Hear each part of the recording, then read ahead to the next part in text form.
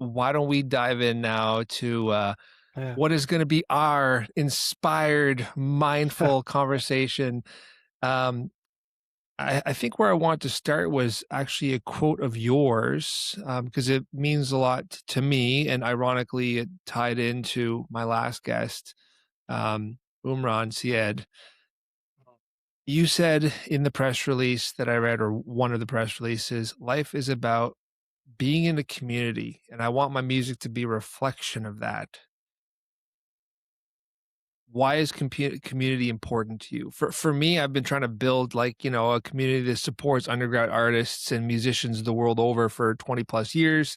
We literally call our environment the village, because obviously there's a V, a one, and a three in it.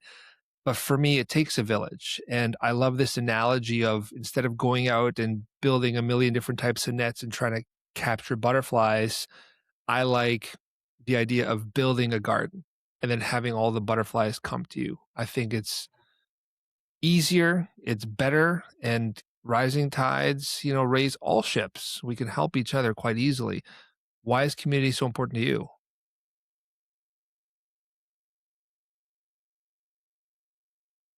I think when I was younger, I grew up in the world that we live in preaches a lot of individuality and a lot of individualism. Um, this project has my own name on it, Noah Derksen. It's my songs, it's my face, it's my everything that I'm pushing. Um, Yeah. and it's so much more than just that. During the pandemic, I had the chance to go to Ireland to perform as part of a festival of sorts over there, and was exposed to Irish traditional music for the first time. And I met somebody there, Barney McCabe, and Barney invited me to stay with him and his family and his two little kids on the west coast of Ireland for a few nights after this event. And they invited me to this traditional pub, to this traditional gig of a friend of his.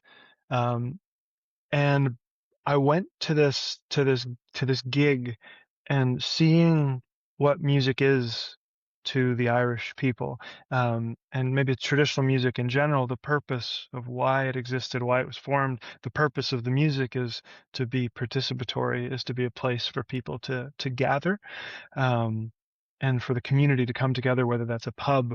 And I found at this specific gig that I went to, well, and the other ones, the traditional Irish gigs that I went to, there's no separation between performer and the audience. There's no big stage. It's just all in one room.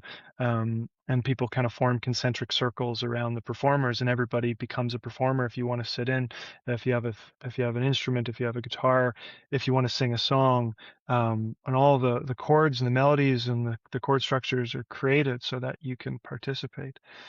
And this for me was so unbelievably refreshing, because coming out of the pandemic, I was releasing an album, and everything that I was doing was online. And online, it's all about the me, the me, the me. And in this day and age with music, in the midst of releasing an album, it's oftentimes the worst parts of my life, because I'm trying to convince people that I'm more famous than I am, and that just does not work with my music, doesn't work with my personality, or doesn't work with my values. And yet that's a bit of the game that we play. Um, and so community for me has, in music, especially in music, and beyond that, of course, but it gives us meaning beyond ourselves. I grew up Mhm. in the church, in the Mennonite tradition. So my grandparents came from Europe after the Second World War, and the church was a place for you could go to and have a sense of purpose, a sense of shared purpose with the people around you, where you're not the most important person in the room.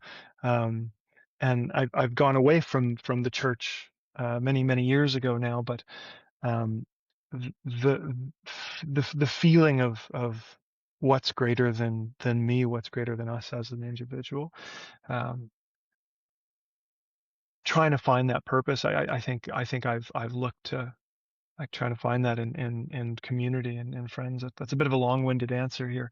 Um, but No, but ultimately oh no, I go ahead. agree with you. I think it's funny, because the irony with the answer and the question is that they're one and the same. Like I grew up, as I mentioned, playing baseball, semi-pro. I played in Europe. I played in the US. I went to the World Junior Baseball Championships. And at an early age, I learned the value of being the best that I could be to support the team and the best that each individual player can be to support the team, but it's to support the team, right? So there's this really beautiful balance of the self and the other, where you have Mhm, to be absolutely focus on you, be the best Noah, get out there, have the best socials, have the best music, but also do that with the best team to have the best chance of success or winning. And mhm, I think that there's no right or wrong. It's about finding that balance of the two. And community for me is how I get to achieve more by not just continuing to better myself, by giving back, and then by proxy receiving the support from the community, which ironically then helps you get better and grow more. mhm. It's a Yeah, cycle. I would say for me, with music as well, a beautiful part of this record and a beautiful part of making music has been the collaborative aspect of it. And so this record in particular, um, I've realized that the the end song is so much more impactful if I open up the process and trust other people to participate and other people to put their stamp on it.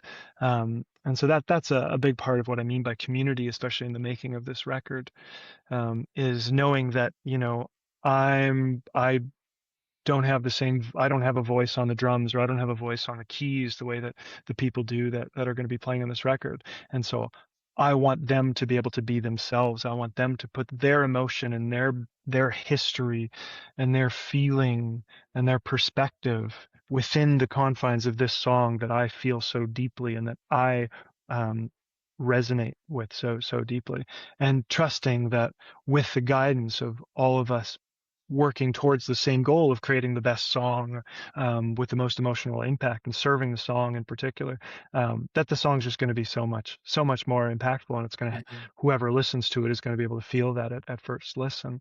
So Yeah. that's, I think that's a thing just in general in my life that I've been learning, is that the older that I get, the more important people are to me. Having lived alone during the pandemic has made me realize that people aren't supposed to live alone. We're very social creatures. And so earlier in my 20s, I thought I could do everything by myself, and that my own self-discipline and self-determination would rise above all. And I've realized that that's just um, I don't quite believe in that anymore. I don't think it's, maybe for me it's not worth it, if it's Mhm. at the end of the day, if it's just for me, it's not a sufficient enough motivating factor to keep trucking and keep drawing at the well. Um, yeah, Yeah. so finding that, yeah, finding the inspiration and finding, I don't know, it's just a beautiful thing that the world's a beautiful place to interact with other people. Well, so that kind of, I guess, furthers my point. So, Mercy on the Skyline, that's the newest album. It's your fourth. You worked with a whole pile of musicians locally, and you chose individually to entrust and empower others to perform at the best possible level they could, which then gave back to you and your project by creating a stronger piece of work. So it is all about the I and then the us, and then how the us helps the I and vice versa. Mhm. What was it like working with so many different musicians, recording live in a single room, collaborating? Is this so different for you from previous projects? These, not so much. These are people. So since I moved back to Winnipeg at some point between 2016 and 2019 after having lived in Vancouver and gotten a neuroscience degree. Um, but these are people that I had started making music with in the last handful of records. Once I had started recording in Winnipeg, these are people that I started working with. And what we would do is, in the past, we would start with a few of us together at my friend Cody's house, at his home studio, and we would try to record as many elements as possible. But typically, it would involve recording drums and bass first, and then adding on top of that line by line. And typically, it would be me hunkered away and renting Cody's house while he's on tour or something like that, and having people come in one at a time. And with so these are all people. What we wanted to do with what I wanted to do with this record is to basically take the ideas of what we were doing, um, but instead of building on top of each other where everybody's somewhat limited by what the previous person's interpretation had been, of instead put everybody together in the same room and let it happen live and let those interactions um, kind of feed off each other and let people be inspired by each other in the moment.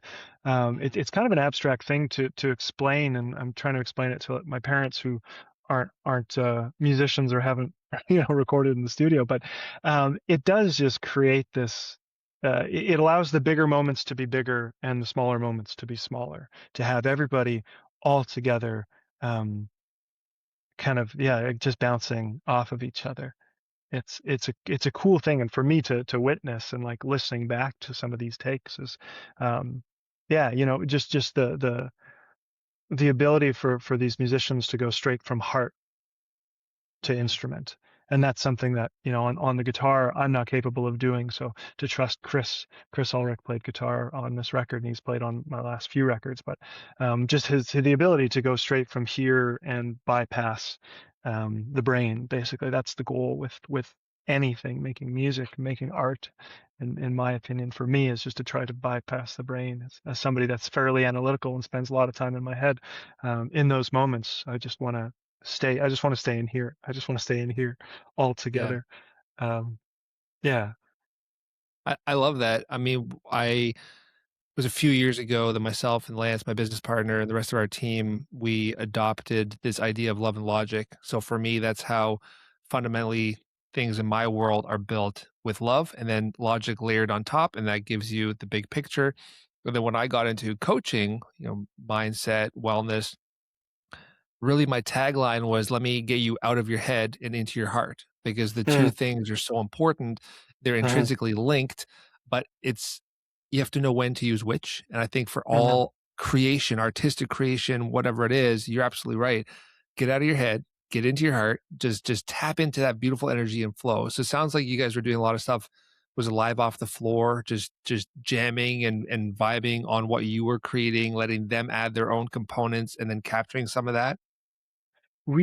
So I'd worked with Murray Pulver was the producer on this project of me and him, produced it together, but we've done a few records together. We started with, me and Murray got together. I played the songs through and through. And then we brought it to the band. Murray would kind of make his notes, brought it to the band for some rehearsals to kind of get the rough form and the rough idea. And then in the Mhm. studio we would play. So the song, we would still experiment with song structure and move things around um, a fair bit.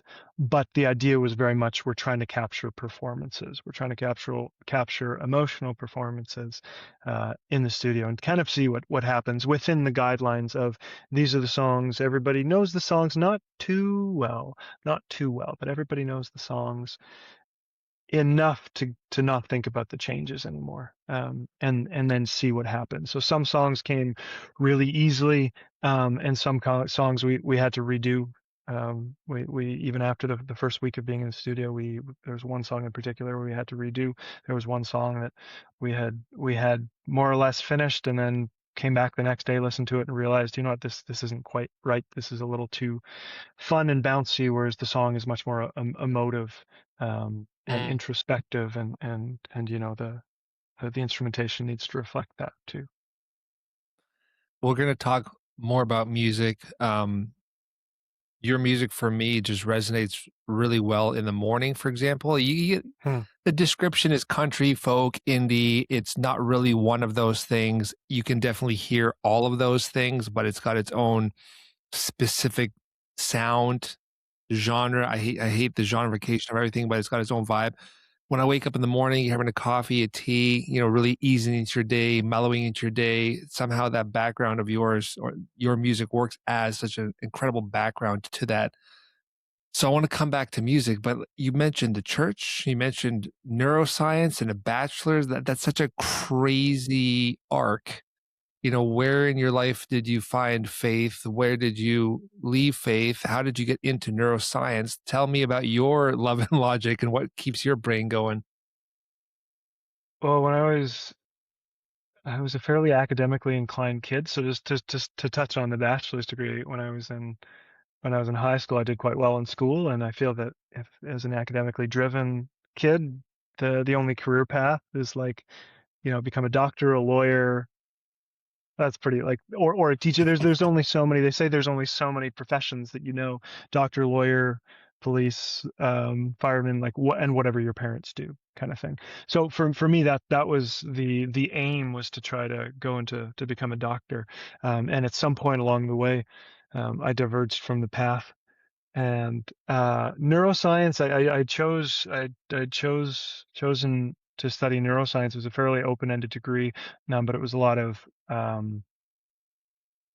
at the times, 2011 to 2016, the world of neuroscience was still still very new, and there was a lot of research being done with the beginnings of the fMRI machine in 2005, 2006, where you could now finally look at what was happening in the brain, this black box of the brain while it was happening, as opposed to looking, either post-mortem or at a snapshot in time. So um, I'm sure there's been so much that's changed in the last 10 years. One, where that neuroscience research had kind of gone, and now going more towards the marketing side of things, and going to Mhm. tech. And it's a whole different conversation. But for me, what really drew me to that neuroscience and neuropsychology world was because in order to understand one facet of the brain, you have to look at the bigger picture. You can't just take the brain as an isolated entity within the body. You have to look at the body as a whole, and then you have to look at what's outside the body. What's the environment? What are the social conditions? Yep. Um, what's the behavior, and everything. In order to understand the chemistry of the brain, you have to understand the biology, and you have to understand the psychology. Everything plays hand in hand, and for me um it had a lot of application to day-to-day life, whereas some of the other really narrow science, chemistry, biology, so some of the other courses that I was taking at the time just seemed so microscopic, and it was tough for me. I mean, I quite frankly found that I was losing my social skills at the time. um, and so the neuroscience world became it was just an interest. It was just a field of interest to me, largely because of that broad scope, and you can do so much with it. And I haven't engaged with it since 2016, more or less, besides reading the odd book or the odd journal, or trying to talk with friends that ended up doing masters in the field. Um, but yeah, it was it was an interesting world to be in, for sure. It's heavily analytical. So Mhm. how did you like, what came first, that or faith? Like, did you have faith in your life before school or after or during?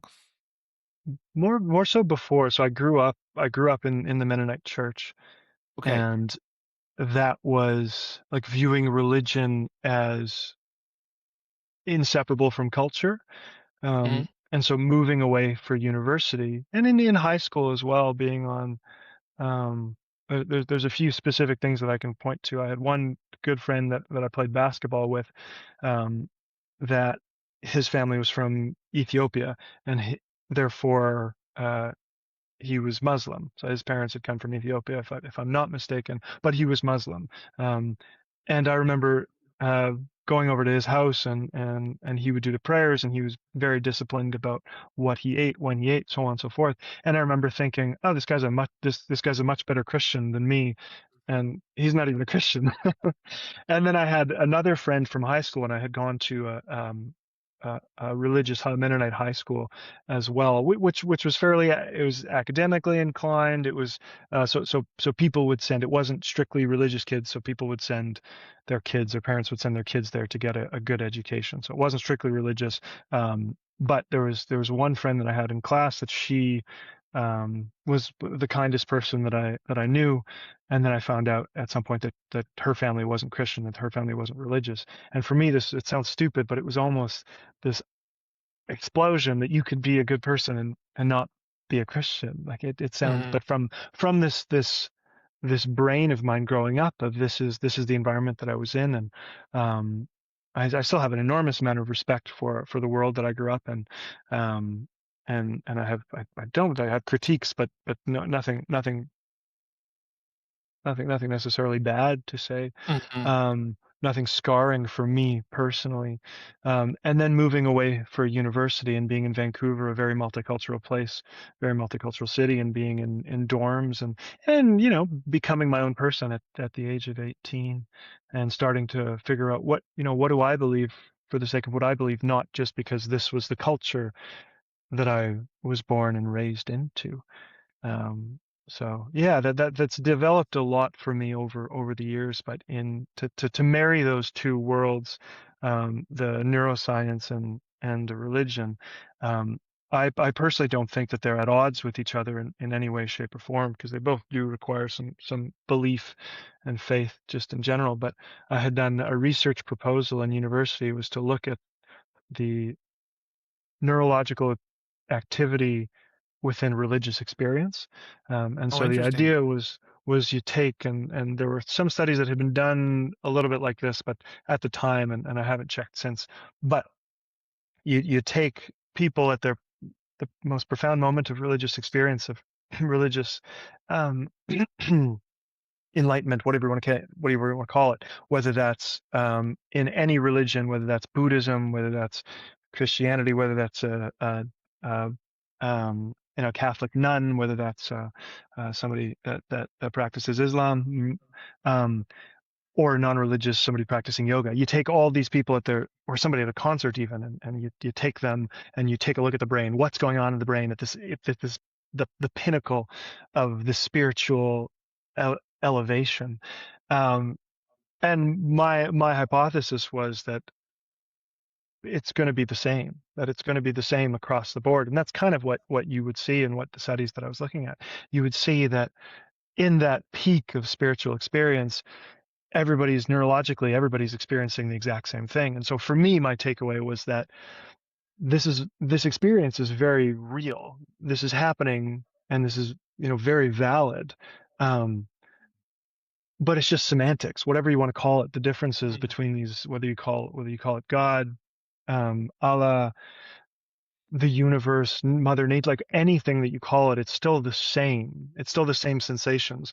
And I don't know if that argument works for everybody, but for me, I found that very freeing, because then I don't have any judgment on anybody for their own personal beliefs, and religion can be a really beautiful thing and can be a really helpful thing for people, and I just found for myself in that moment in my life, it was important to step away from it, and almost to kind of set my own moral compass based on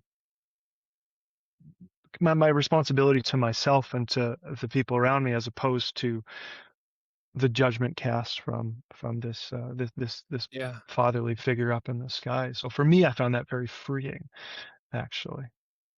I love that, and it goes back to the, point of the conversation where we talked about the self versus the community. I'm not religious, I didn't grow up religious, I have an appreciation for religion in general. Um, I love some of the Eastern philosophies and probably gravitate towards those more than anything else. But the idea is the same, right? You're trying to do the best version, trying to be the best version of yourself, and be the best human you can be, and then be within hopefully a group of other people aspiring to do the same things, help them, learn from them, grow individually, grow together. How does this amazing balance of having grown up in, religion and then neuroscience help inform how you see the world now? Do you think it's just a more open and balanced view of the world, or is it very analytical leaning? Like, where are you? I guess a little bit of everything. I've reflected a lot on in these last few years. So I've spent a lot of time in Montreal and in Quebec, and Quebec being a very distinct culture from the rest of Canada, from Manitoba. Mhm. I'm just gonna grab a sip of water. Sorry. But realizing that the world we grow up in and the world that we're born into, that shapes who we are and what we believe now. So I grew up in a religious, in the Mennonite world, and so because I was born into that family, that's what I believed. In Quebec, Quebec is a secular place where Quebec as a province from a government perspective had gone away from the Catholic Church, separated from the Catholic Church back in the 60s and 70s. And so a lot of my peers or my generation had grown up either atheist or secular, as non-religious. And to some extent, from my perspective, that's a form of religion in itself.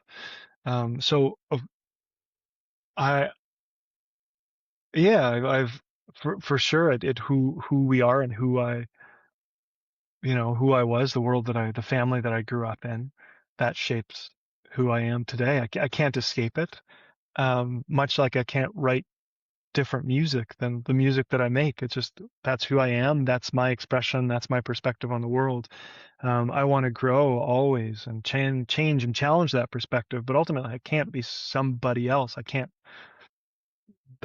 try to start making straight down the center country music or pop music because Yeah. that's not me, somebody else. That's for somebody else to make and somebody else's expression. Um, so yeah, these two worlds, I would say, like, I mean, just from like a logistical perspective, um, the more analytical in this, like the science, the very disciplined, very rigid world of science that I studied in university, that's helped me in my music career more on the like back end business side of things, where I have to be very organized in order so that I can completely step away from that when I'm trying to create. So it's this trying to be in these two worlds, but if anything, the older that I get, the more I want to just get away from that, because I've lived with that analytical brain my whole life, and I kind of, I want to dive into this other part of me and this other part of life of of whatever free flowing artistic expression, or just like diving into the heart and the emotion, because that's something that Hmm. when I was younger, I didn't know how to do, and so through being a musician and through having a career in the arts, it gives me this playground to dive in and see what's going on That's in there. awesome. I mean, balance is key. Balance is everything with so much of this stuff. It sounds like you're set up for success in that you have this hard uh, artistic, spiritual side. You've got this analytical side. You just need to allow the two of them to play with one another. Which is funny because this new album, notes specifically to this album, uh, soulful, reflective work, exploring themes of self realization, healing, inner strength. Why do these things matter to you? How do you even handle, the flow of life? Do you wake up and you just grind all day, or do you take time off to think too much about your music? What's your mindset like? I was hoping that you could give me some pointers as to how to figure that out. When the difference is when I'm at my best versus what's actually happens more of the time. And so you talk about that Mhm. the balance between things. I can have my ideal balance of life and ideal balance and mentality. And the reality is that depending on the cycle, depending on where I'm at with career or with whatever, I'm releasing music that tends to be my furthest detached from a normal routine and from my healthiest self, because it's kind of in this state of fight or flight, or this urgency of this all has to happen now. But so from a daily basis, I've tried to break it down to what are the things that are important to me in the long run, and what are the things that make me feel accomplished on a given day, and take it day by day. And so for me, at my best, I'm being creative in the mornings. I'm doing the singing exercises. I'm writing in my journal. I'm reading a book. I'm not touching my phone until noon. That's my ideal version of myself, and periods when I've been at my best. It's segmented into those kind of morning time is creative, is this one side of my brain or my heart more so, and then the afternoon, that's when I send out emails and I try to think, just do the things that I have to do, book flights, and yeah, send emails, and try to think of the actual steps from a career perspective. And it's when the two of those get mixed together, that's when That's when all hell breaks loose, and nothing is fun and nothing is fulfilling. But if I'm doing like I've been learning French for the last few years, and learning a language is a marathon. It takes just a little bit of repetition. It's taken me 32 years to speak English the way I do, and so if I want to learn how to speak French somewhat fluidly, that's going to take a long time too. So patience and realizing that you can accomplish so much over a long period of time in a year and 5 years, and you don't have to move mountains every single day. So this is what I'm preaching to myself, is to try to stay in that of just a little bit, just this little bit at a time, do the things that are important. At the end of the day, in 10 years, if I've done nothing else but, let's say, release this album and learned how to speak French, like that's pretty cool. You can't take that away from me. That album's out there. This piece of art is out there, and now I can communicate with however many 100 million more people in the world, or something like that. That's pretty cool. So this is a balance, and then that balancing that with the nitty gritty, the grind of it, which sometimes I go back and forth on whether or not it's actually important, but that too, the little things compound. The 10 emails that I send today that I don't get a response back to, maybe in a month, I'll start getting one response, two responses, so on and so forth. Yeah. Uh, yeah, little by little. It sounds like you have a good balance of things. I mean, I'm by no means a genius. And a lot of the things that I believe and that I say and that I teach are things that have already been said and taught before, like Hmm. Alan Watts, for example. I really believe in the flow, and I believe that who are we to think that life that we know better than life, and the more I surrender to life and the flow, and instead of asking myself, what do I want to do or not want to do, and instead, what is life saying I should do, the more I tap into that, the more I'm getting done. I do also love what you said. I love batch work. So I'm a big believer in singular focus. Multitasking for me is kind of like RAM. Like it's happening in the background on certain things. You can notice when your wife walked into the room or whatever, but I'm only doing one major task at a time. So I like the idea of waking up and having a morning to be creative and then having a afternoon to be analytical, whatever the flow is that works for you. Talk to me a bit more about just your mindset in general. Like, were you always driven? Is that something that came from family, from church, or did it happen more once you went to university and had to deal with neuroscience? What drives you now as a human and a musician? There's got to be something with a Protestant work ethic, or coming from immigrant grandparents, um, that it's instilled in you to work hard. Um, yeah, yeah. I don't know. Sometimes I go back and forth of um, do I actually work hard? Am I working hard enough? What could I? And that's the dangerous cycle, is that you can always do more. The dangerous part of being self-employed, because ultimately that's what I feel, that's what I am as a musician. I'm self-employed when I'm in this little teeny tiny little business, and it just so happens that I also sing songs as a part of that. Um, but there's always things that that I could be doing. Um, Well, you know and what? Let me so just jump in. Let me jump in yeah. for a second because I think that you and I are probably both grinders, and we could always do more, do better. Mhm. But the bigger question is, are you happy with what you're doing? If you're happy with what you're doing in the moment, then I think that is way more important than any other question than what I have done or what I will be doing. Because if you're Mhm. happy and you're creating and you're just it's pure pleasure with whatever it is, you're gonna have days where you feel like you got nothing done. You're gonna have days where you feel like you got, oh my God, I got a million things done. That's okay, right? Even failure is getting things done. I've tried this thing 10 times today and I messed up that guitar chord every single time. Well, you haven't done nothing. You've discovered 10 ways that you won't do it when you actually get to the right way of doing it.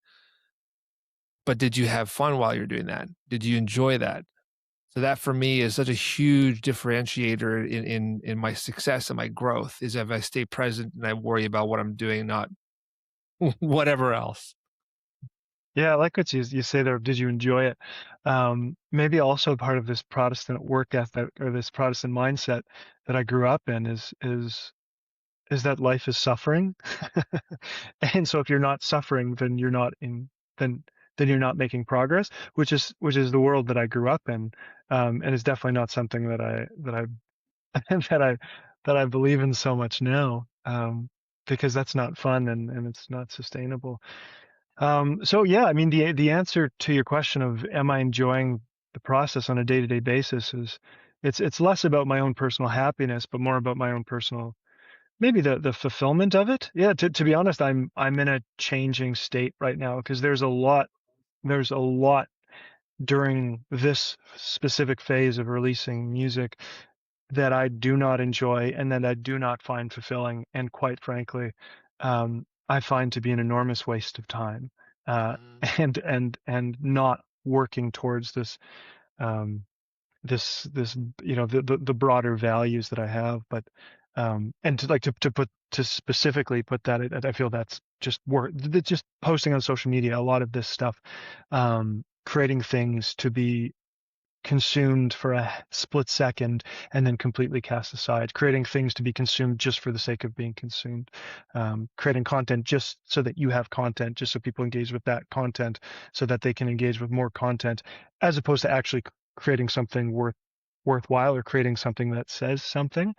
So this is something that's been percolating for me over the last 6 months, as I've been releasing this album, and I'm sure, well, I know that every other musician feels this and probably always has. So there is a season for engagement and there's a season for withdrawal, and Mm. trying to remind myself that it's okay. Trying to remind myself, remind my manager that it's okay to withdraw for a moment, um, even if it feels like the world will forget you. The world's already forgotten you, and that's completely okay.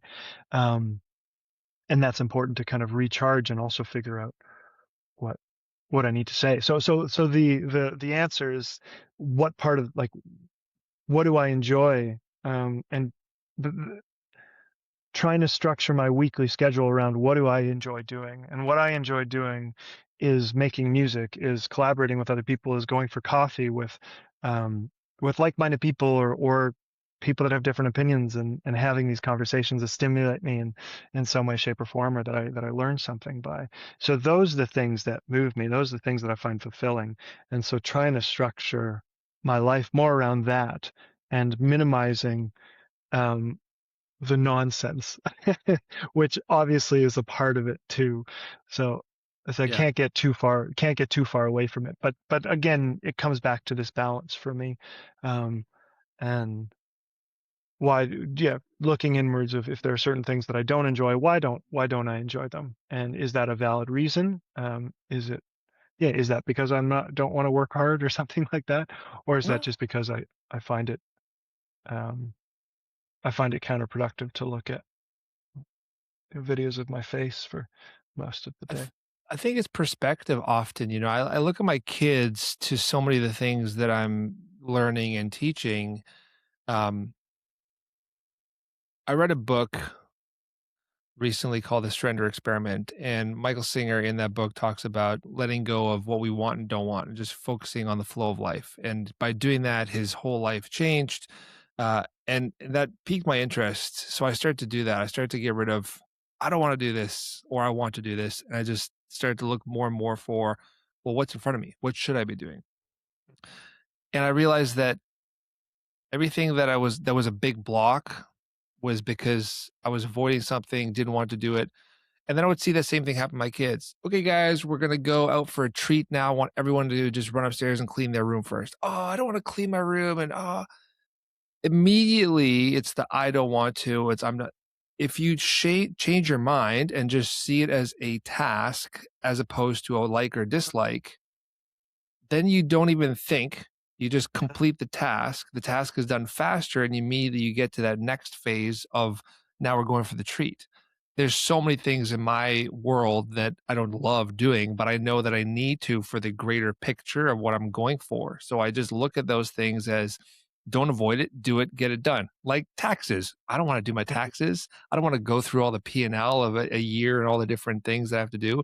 but I know until I can afford to have a dedicated accountant, I need to just get that done. So maybe change the mindset to these things as just it being a task, then you won't feel that bad, and then you're gonna get to that thing that you enjoy more faster. You mentioned, pulling back. That's okay too. Literally all of life is ebb and flow, and sometimes you pull back and sometimes you move forward. And I was gonna ask you about that in terms of, like, artistic growth, but, what do you think about what I just said?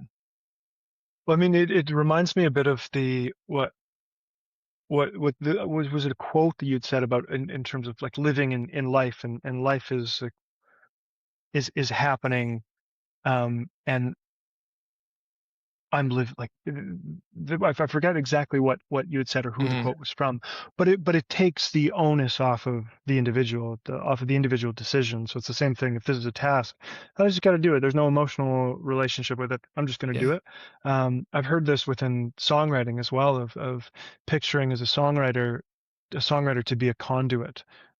For these messages floating through the ether, and all you have to do is tune your antenna, your little feelers, and listen and write down what you listen, Mhm. what you're hearing, as opposed to it's so much pressure to think I have to write this song, I have to do this, because then if I don't, if I show up and nothing happens, um, then that's kind of a failure on my part, Mhm. versus the notion of just being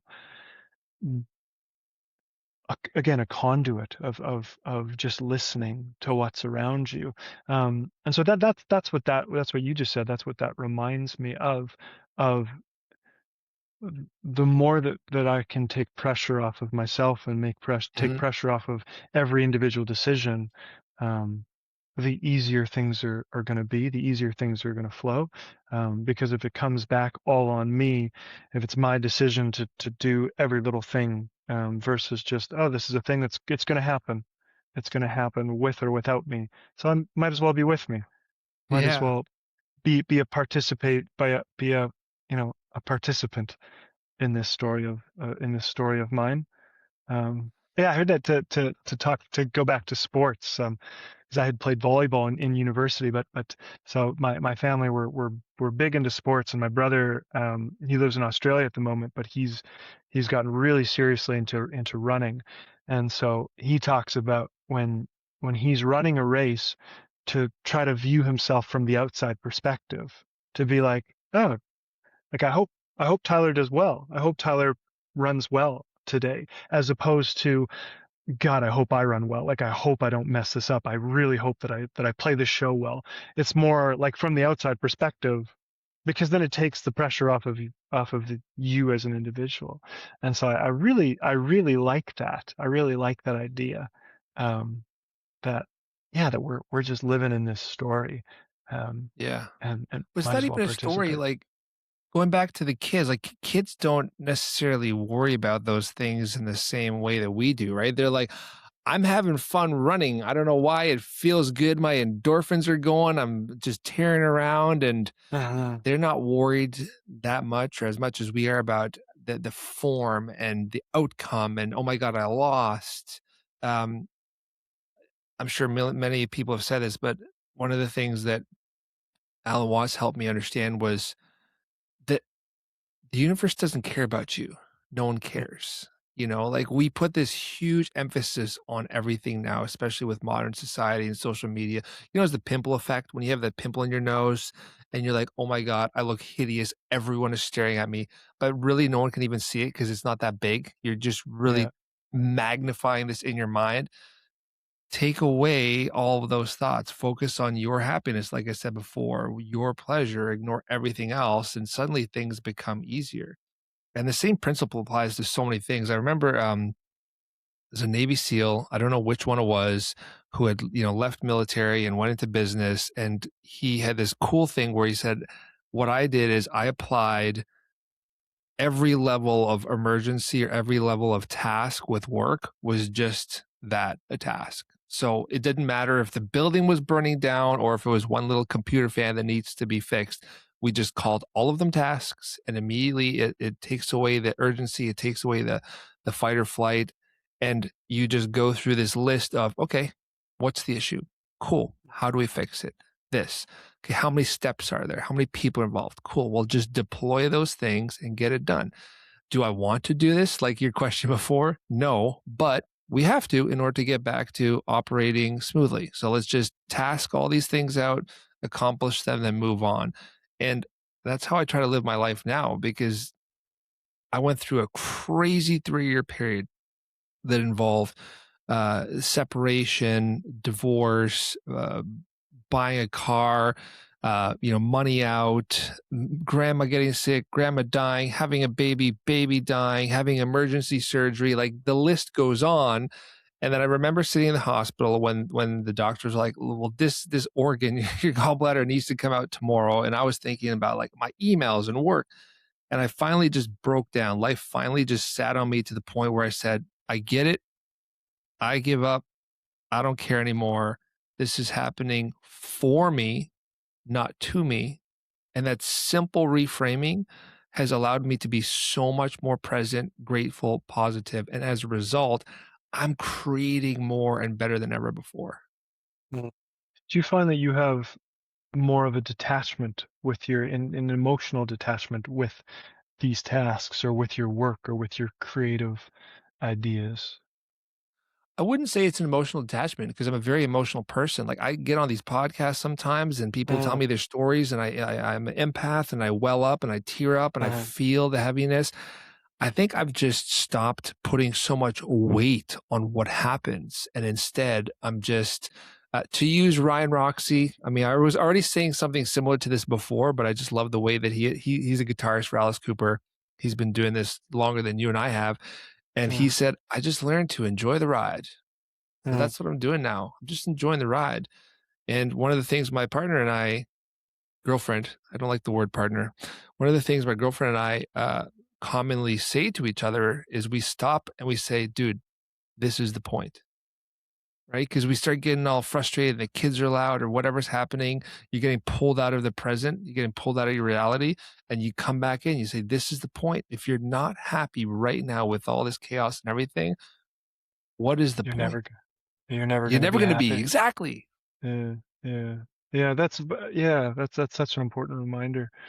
Um, what kind of makes I the thought that I've had percolating in my head is, so I studied neuroscience, and as you mentioned, Mm, very analytical, and I have a great group of friends from high school that um, will all come from a relatively similar background. Mennonites, family, grandparents came over from Europe post World War or something like that at some point, but all Mennonites, and seeing how um, they stayed in Winnipeg, um, have gotten jobs, so on and so forth. Successful people have started families, um, and over the last 10 years of them developing like growing their families, growing their careers, and me growing my career in a different way, of seeing how we've diverged in specifically the matters of emotional literacy,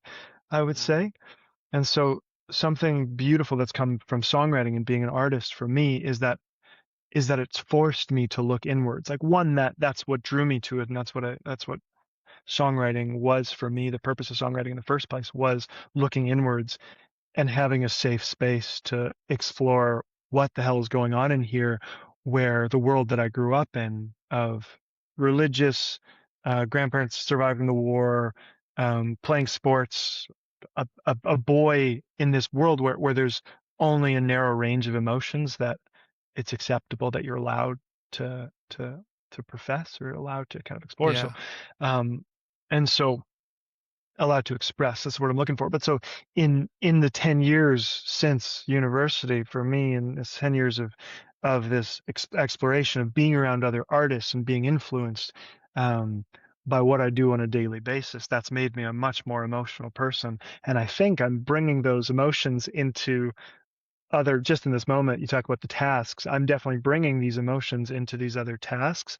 Whereas previously, 10 years ago, these 100% were just tasks, and I can separate the emotions from it. Yeah. and so it's maybe this interesting thing is as I'm developing this other side of myself, and it seeps over into the place where it wasn't before, and I interpret that as a bad thing, but it's actually probably just a sign of my own personal growth. And then and 100%. the next step will also require somewhat of a separation, or finding those boundaries and finding those guardrails, and um, yeah, and landing somewhere in the middle. Yeah. Um, it's funny because you talked a bit about presence or emotional aware okay, so let me take a step back. First of all, I Uh, don't think being an emotional person is bad. I also don't think being an mm, emotional person is the definition that a lot of people think about, which is, oh my God, they're up, they're down, they're bipolar, they're crying one minute, they're angry. That's not what being emotional necessarily means. To me, it means someone who's in tune with their emotions and that is okay with mhm, their emotions, knows how to uh, create space for their emotions, but then also heal said emotions, right? Getting back to that hopefully peace, calm, controlled chaos that we live in. It's funny how going inward, presence, gratitude is not dissimilar from prayer or from meditation. It's the same thing. And what I just had a vision of when you're talking about musicians is it's also not different from that point where you close your eyes and you get close to the mic and you strum and you sing those lyrics and you've got all these people in front of you, but you've gone inward. You're feeling the emotion or the thoughts or the story that informed that song, which is now going outwards to all these people. So I think you do it all the time without realizing it. It's about being able to do it kind of on command, right? Going into meditation or prayer or whatever it is that people use to slow things down, to say, okay, I keep making decisions based on this is what I want, or I'm hungry, or this is what I'm thinking now. But what is my core saying? What do I truly feel? And I think that's what most people are not doing or have completely lost the world over, but they don't know how to just get out of their heads and get into their heart. And once you get into your heart and truly feel what it is that you want to do, your purpose, your passion, this moment, lifelong, whatever, then you get back into your mind. Then you set about doing those things. But they have to be connected intrinsically. yeah, 100%. But also, it's an important that doesn't just happen. I think it happens naturally when you talk about being a kid. The being so connected to one's emotions. I know that was a thing. I was a very emotional kid, and that would express outward as anger. And I think my parents did a wonderful job with me of saying that it's okay to be angry. It's just what you do with it. I had Yeah. for sure I had some outbursts as a kid, which now I think back on and I think, holy smokes, my poor mom, my poor parents of having to deal with that. But at some point that I had learned to suppress that and learn to narrow that. And it's only in the last 10 years or so of making music where that's allowed me the space to reconnect with myself, with my inner self. Um, and yeah, that it I don't think that that's rewarded in I mean, people just don't if people don't give themselves time for it, Mhm. it's not rewarded in the day-to-day moment of doing what you have to do, getting groceries, going to your job, paying whatever bill you have to do. And so, um, yeah, I recognize that as a luxury for me as a musician to have the time and space in order to dive into that. Yeah. I mean, it's funny you mentioned the anger. I thought of Zach De La Roca immediately, and he's got this line, your anger is a gift, and it can be Mm, interpreted in multiple ways. But for me, emotions are a gift because you can learn to tap into those and take them to then create, to then go and do something with them on a positive in a positive, constructive way, rather than just having, an explosion with no result. Not to say that explosive energy isn't also okay. Sometimes you want to go to the gym and just punch a bag and get things out, but harness it somehow. Um, your new album, themes of self-realization, healing, inner strength. What are you healing? What are you I working heard on? Still trying to figure that out. Um, I heard an interview with there's a musician in Montreal, Brad Barr from the band the Barr Brothers, and I heard him talking recently about the role of a musician to be a healer in this day and age. And he was talking about how once he figured that out, once he figured out his role of being a musician as a healer, everything else became so much easier for him. Of all the career, all the milestones, all the goals, that kind of just swept aside. Um, and so I don't necessarily know if I resonate that with that for myself, with my own goal or my own purpose as a musician is to be a healer. Um, but you talk about the like this subject matter of this album. I've always viewed my albums as a snapshot in time of my life. These songs were written over a 2-year period, and so in that time I was changing from my 20s into my 30s.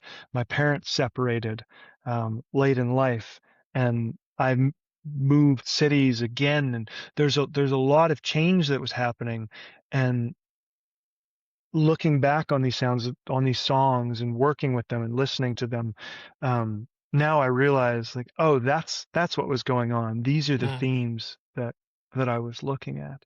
That this is what was happening in my life at that time. And so there's a lot of there's a lot of looking back at my 20s, and to some degree being grateful, but also like I've changed a lot since I started making music, but since I was 22, 23. And I might be an entirely different person than I am now when I'm 40. Things like to your to hear your story of being separated a few times, having kids, and there's so much more to life that I haven't experienced yet. mhm. And um, yeah, there's this, like, I feel this album kind of has this cross section of looking back, mourning the past, respecting the past, mourning the future, um, and looking forward to it all at the same time. Um, I don't know if that answers your question, but these are the things that cross my mind when I'm thinking about this record, and Mm. releasing it into the world, and exploring this specific time period of my life. Yeah, I love that. I think that it's something we share with our artists on V13 Music when we do development, album releases, whatever it is. We really instill in them this idea of branding, of marketing, of organically marketing your story and the album, but not worrying too much because it is a snapshot. It's an era. This album is an era, and the imagery, the colors, the font, whatever you're using, that can change on the next one. So don't Mhm. worry about getting stuck into something, but really embrace it for now because it's going to give you a better chance for success if your messaging, marketing, branding is really cohesive. Um, you also said something that piqued a thought on my end. So I believe that if it doesn't challenge you, it won't change you, right? Like diamonds are created under immense pressure. And there's this other saying that we all know, which is change is the only constant. So if change is the only constant and change happens during challenge, then one could argue that life is a pain, life is a struggle, but that's not a good thing. Life is a struggle because that is how you get to excellence. So if you reframe the idea of struggle bad to struggle good, then the more you struggle, the more you dive into it, the more you want to do it, the more you'll change, the farther you'll grow. It's funny how you just have to just look at it from a different perspective, right? Mhm. Yeah, I mean, I think that's a good lesson if you're going through hardship, and that's the tidbit of information that you need to shift your mindset, because whatever that other quote is, life is what happens to you. Um, and hard things are hard. Um, something that I feel like, something that I had when I was younger, again, viewing this life as suffering, and suffering is good, and structuring my life around hardship and around I think I know challenge. what you're going to say. I think I know what you're going to Uh, say. Well, I'm curious because something that I've kind of come to recently is that life can be enjoyable too. Like life is going to be challenging, but there's this workout programs called 75 Hard that a friend of mine had done a few years ago, and it's basically the notion that life is suffering, so you're going to make yourself suffer so that the rest of suffering isn't as hard. Basically, is by Yeah. contrast, and as there's a bit of truth to that, but also why make life harder for yourself? It's already going to be hard enough. Um, and does that make you a better person? Does that create better better art? Does that create a better product, so to speak, of whatever your product is? Does that make you more productive? Is productivity the most important thing? Um, So I think something that I had been so goal oriented in my entire life, and this shifts in this phase of trying to again and figure out what is it that I enjoy about the process, and chase that, because life is a series of days, and if you don't Mm. enjoy the day, if every day is so challenging that you just want to quit, you're gonna quit, and you're not going to be able to do it. So this finding this balance between seeking excellence and being the focus, being that excellence, while also at the same time, who cares? Because excellence is so, Yep. it's subjective, and it's also based off of a whole lot of chance. This record, if it does amazing things, I was just talking with my manager today, but I feel like I've done the best. We've done the best that we can do. I did the best that I could in writing these songs. That was my offering to the world. We did the best we could in the studio of recording these songs and trying to create emotional performances and live it. And then on the marketing side of things, we've done all the things that we can do, and at the end of the day, have I done the best that I can do? And if the answer is yes, then separate myself from the result, because that I can't control. I've done everything that I can control. And so Hmm. it's a dangerous, I feel it's a dangerous line sometimes for me to hear to try to chase after that notion of excellence or what's good, but also success is so arbitrary and Well, it changes. is.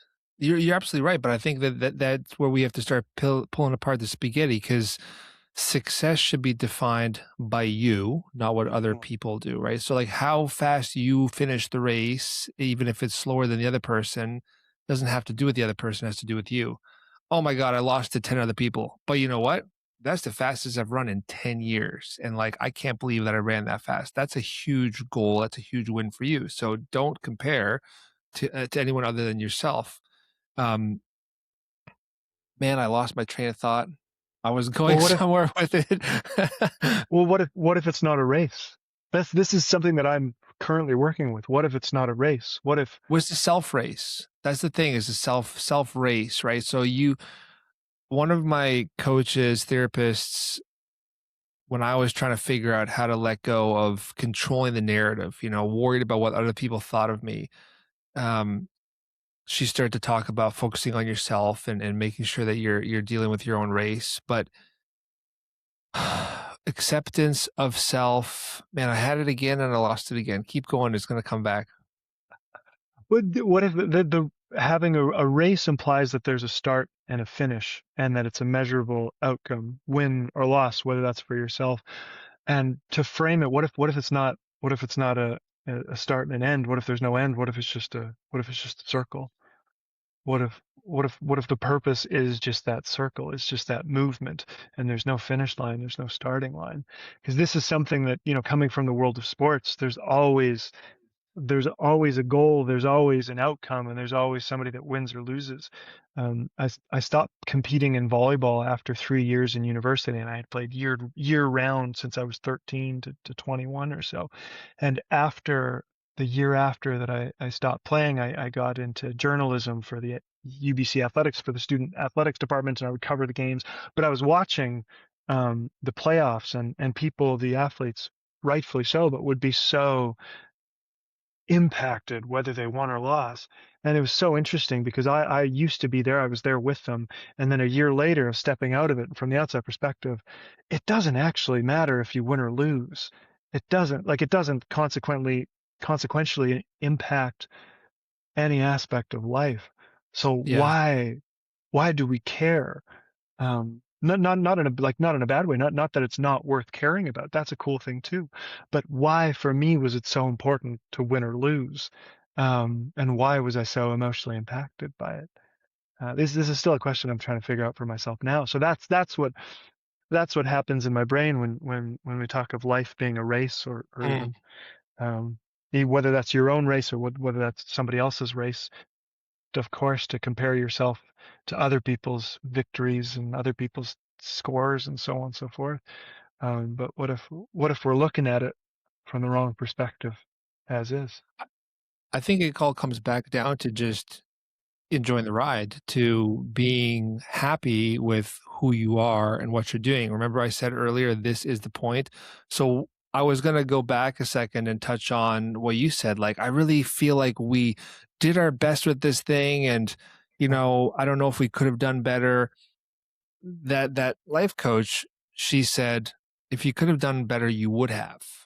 Mm, Oh, but like I should have known better, and I didn't mean to say this to that person, and I shouldn't have whatever it was. If you could have done better, you would have. I mm, was dealing with this, that, and this, and sure, same thing applies. You didn't have the tools, you didn't have the life skills, you hadn't gone inwards with yourself. You didn't get to that point. And this is why I'm saying embrace the suck, embrace those lessons, because every time you mess up, every time you have an explosion, you screw up, you're rude to someone, that is that opportunity for you to do better next time. So I'm not worried about what was or what will be. I'm worried about what is now. And that's the best way to achieve the highest potential of success. Um, will this album do well or not? Who knows? Maybe it'll be your worst album ever. Maybe it'll be your best album ever. But I guarantee you that it will lead you to where you're supposed to go with whatever it is that you're on your path. And if you embrace the lessons learned from it, whether it's highs or lows or both, it'll continuously grind up. It's almost like a stock, right? You get these peaks and valleys in the stock, but it's a staircase that goes up, and each level has its downs and ups, but overall the curve is upward. Um, and you have to have the balance. You have to have both. Manifesting, a lot of people think that manifesting is sitting on the couch and, praying to the world or asking the universe for riches and this and that. No, it's that and a plan. And you have to bust your ass to make the plan happen while also manifesting. Again, is balance. And, I've quoted this song before. It's the Bronx. Um, Sometimes the best laid plans still end with blood on your hands. You can have the best plans in the world, and you still, oh my God, I didn't think that I was going to be all steroided up and ready to go and be crushing this race. But like my shoelace came undone because of this like grease I had on my fingers from the lunch I ate. Like, oh my God, I couldn't have counted for that. So you just have to go. mm, mhm. I like that.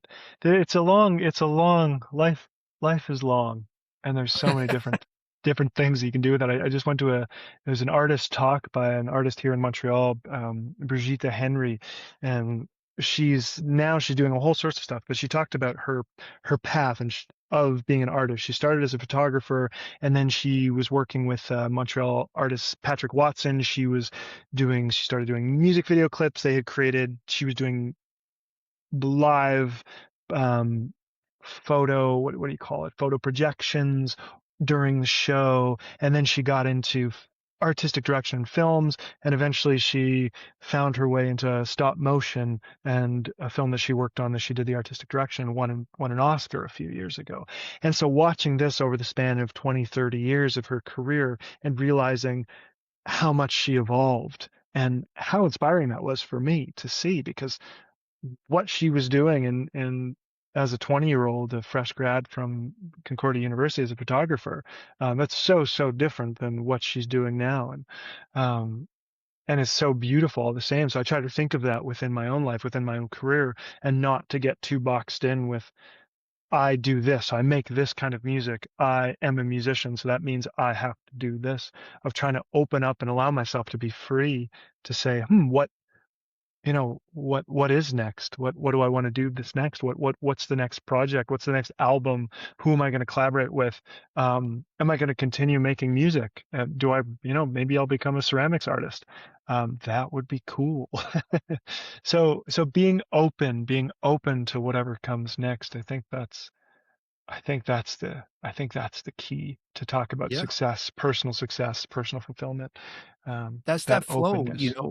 how many times have you heard, especially lately, especially since the pandemic, of that person that was like, "I was a lawyer my entire life, and now I, Hmm. build houses." Mel Robbins, one of the, biggest wellness mindset advocates in the world. My understanding is that her and her husband were bankrupt, and she then got into what she's doing now, and then her career exploded because she just embraced that. She fell into it. It's like that artist you just mentioned now. If you just let life show you the flow, it'll happen. Man, there was a story, I think of a Navy SEAL again. I don't know why I have so many Navy SEAL stories. But I admired the mindset and the tenacity, but it was a guy who had his arm or leg bitten off by a shark. And then that incident would scare most of us out of the water. But instead, that person then devoted a lifetime to understanding sharks and preserving them. You know, it's all mindset, it's all perspective. I remember going through all that crap that I told you, about, and I called my mom one day and I said, "I'm just at my wit's end. How do you do it? Like, what's your trick? Give me some mom advice." And she goes, "It could always be worse." And I said, "What do you mean? Like, that's the worst advice ever. Help me." And she said, "No, it's just about perspective." And I realized in that moment that's the same thing as the Navy SEAL. Um, my arm got blown off. Shit, this is the worst day of my life. It could be worse. How? You could be missing two of them. Oh, okay. This is the worst day of my life. I'm missing both my arms. How am I going to save my? It could be worse. You could be missing a leg as well. I'm just exaggerating for emphasis, but once you start to look at things like that, it changes everything. And this is leading me to a question here for you. Getting discovered is incredibly difficult. I get 400-ish pitches a day. I've been running a entertainment, music and entertainment website for 20 years. Still to this day, I get pitches for artists that I've never heard of before. And I go to their profile to listen to a song or check them out. And I'm like, oh my God, these guys are top 200 streams on Spotify in the world. And I've never even heard of them. Admittedly, I hadn't heard of your music until your publicist sent the press release. And then I started to dive into it. I loved what I heard. I loved the message. That's when I said, I want to connect with this guy. And now your music's part of my repertoire, especially in the mornings, like I mentioned.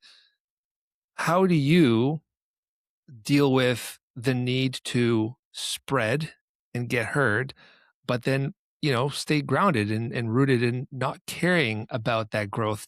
That's such an amazing segue from what we're talking about. Yeah, it is. And the answer is I'm still figuring it out. I'm still figuring it out.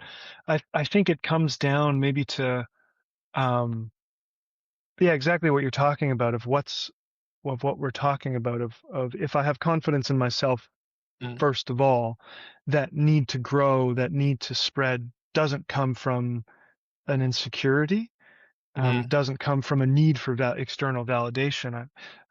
First and foremost, I know who I am, and I love myself, and I have a good solid core of community and of friends around me, and I know that no matter what happens, um, I'm going to be okay, and I'm going to keep doing what I'm doing.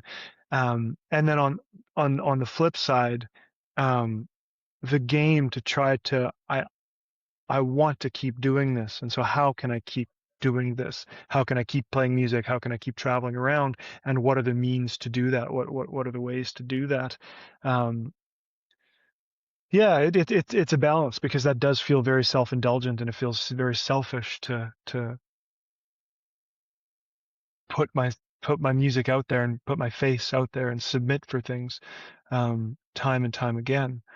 Um, and again, that doesn't resonate with my music. It doesn't resonate with my personality. It doesn't resonate mm, with the things that I believe in. So yeah,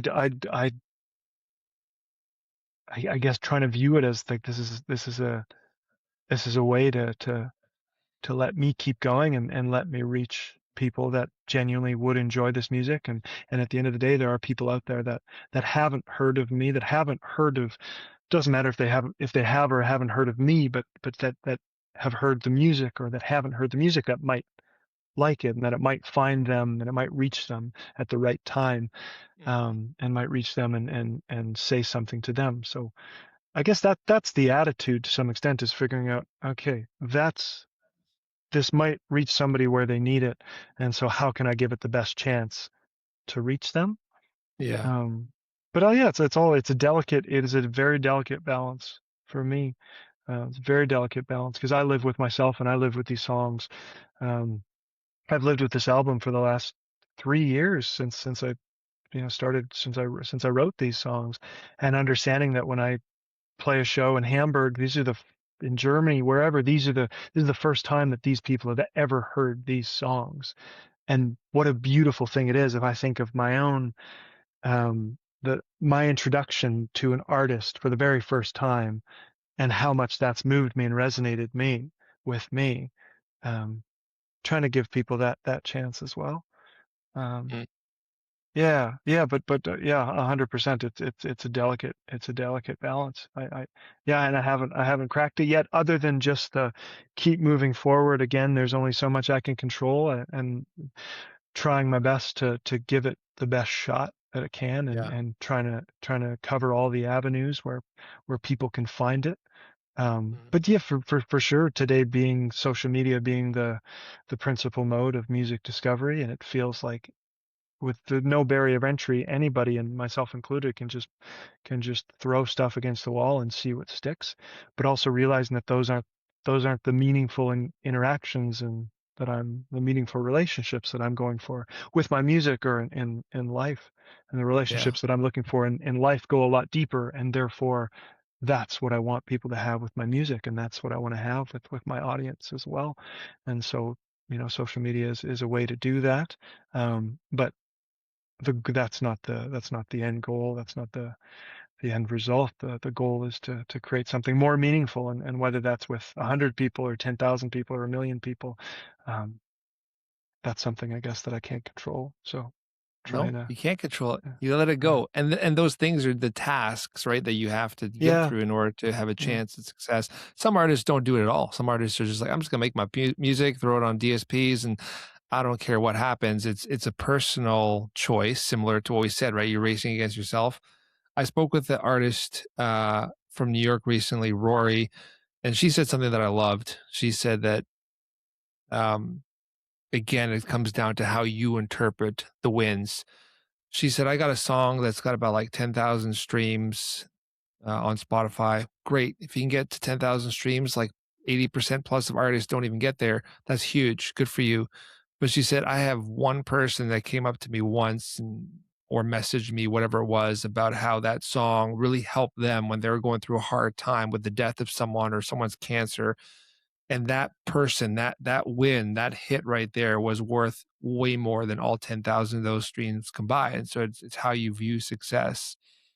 It sounds like you have a really awesome balance. I mean, if you go through your volleyball star, and you're learning French now, different parts of the mind.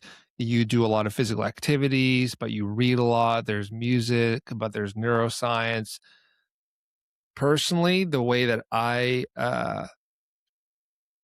balance it all, and when I feel like I'm winning life and I understand everything the most, is when I'm pure present. Even Tony Robbins says yeah, that he wakes up every morning with gratitude, because gratitude is the easiest way to get present. When I pull myself out of my mind in those daily moments, when I'm with my kids, or when I'm going for a walk with my dog, or when I see an eagle land on top of a tree, and I just stop and I just smile and I listen to the wind and I see the water and I look at that, that's when I feel like life's incredible. And I try to remember those moments all the time, because all the other things don't matter. The suck, embrace the suck, and you'll be better off. yeah, yeah. I like that. I do like that. I've been, um late l- lately, or like yesterday morning, I woke up and it was raining a lot. And I realized like I felt like shit. I just feel like so bad right now. And then later on in the day, the sun came out, and then all of a sudden I started feeling better. And it made me reflect on like, oh, I'm just this creature, I'm just this animal, that's just flowing with the changes of the weather. Um, and in some ways, that's a cool thing to just submit to that. And in another way, it Yeah, makes me realize that, oh, the conversation that I have today with you is based entirely off of how I feel and what's going on in my life today. And, tomorrow maybe we'd have a different conversation. I like to believe that the foundation is still the same day to day. Um, but yeah, I can't tell if it's a good thing to just fully submit to the changes of the it weather, is. or or to be solid and continuous through it all. Go with the flow is my Yeah. opinion. My opinion is you are a river. Life is a river. It will always flow. It knows how to flow. When things come up in front of them, it just goes around them or through them. Not a bad thing to feel the feelings. Acknowledge them and move on. Keep Mhm. flowing. Momentum is the most important thing. There's so many artists that get stuck. You don't have to get stuck.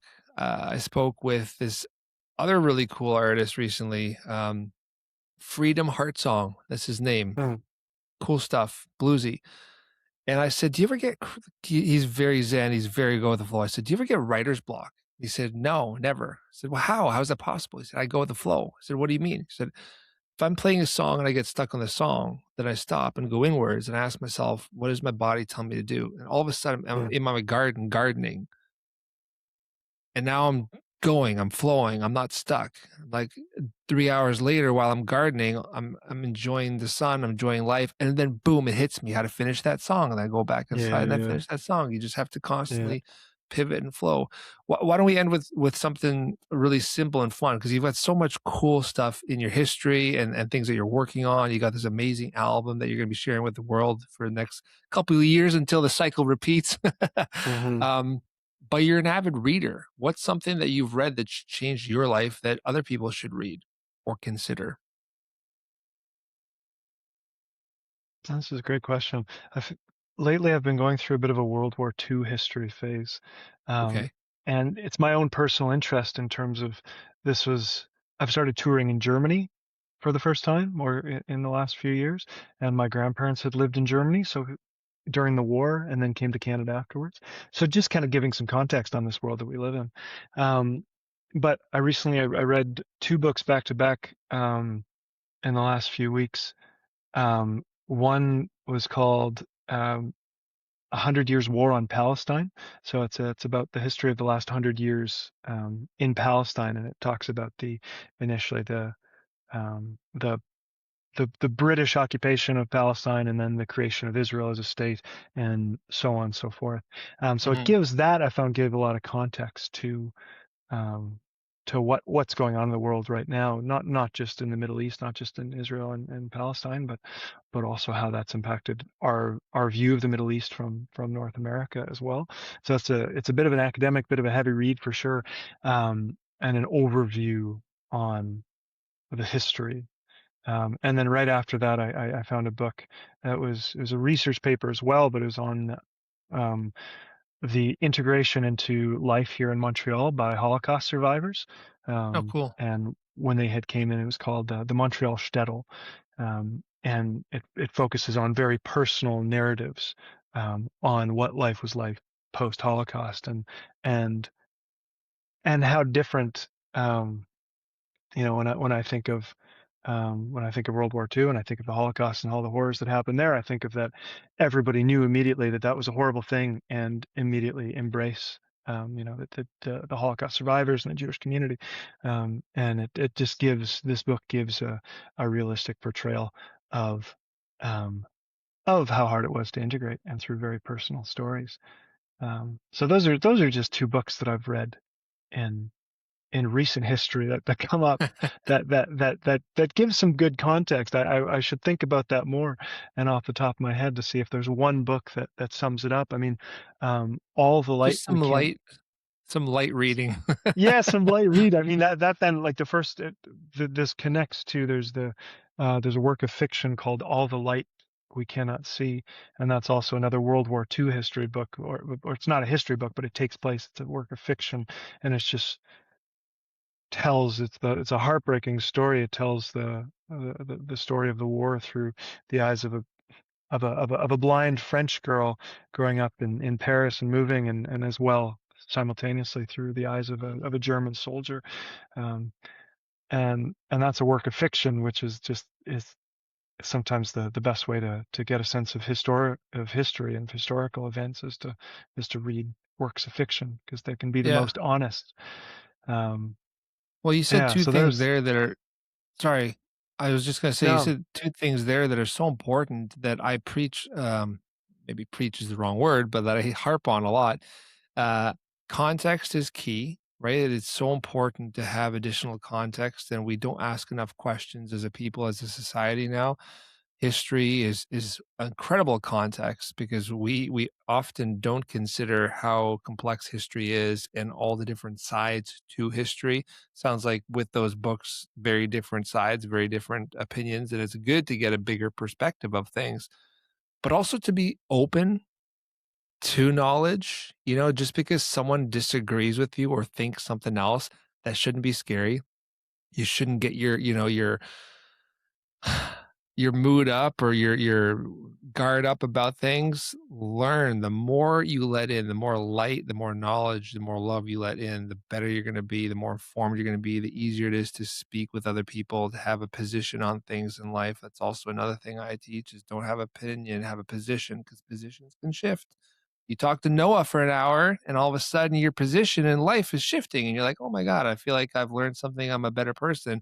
And I've even like learned that maybe some of the things that I believe in are not exactly as good as I thought. So very good insight there that you've shared. Did you have another book that you wanted to mention? um not off the top of my head. No, not off the top of my That's head. I'd have to okay. go.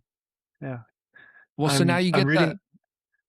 Go on, I'll go say on. I'm reading a book right now. It's something a little bit lighter. It's called On Photography by Susan Sontag, and I'm about halfway through it right now. But she had written it in the 70s, um, and she talks about photography and its development from being this. It can be everything from this form of art to a form of voyeurism to a piece of history, a relic in time. Um, and it's a really fascinating read, and how its perspective on art in general, and specifically photography, and how ubiquitous the images has become in the last 50 years since she wrote that book. And I'd be so curious as to what she has to say about photography now.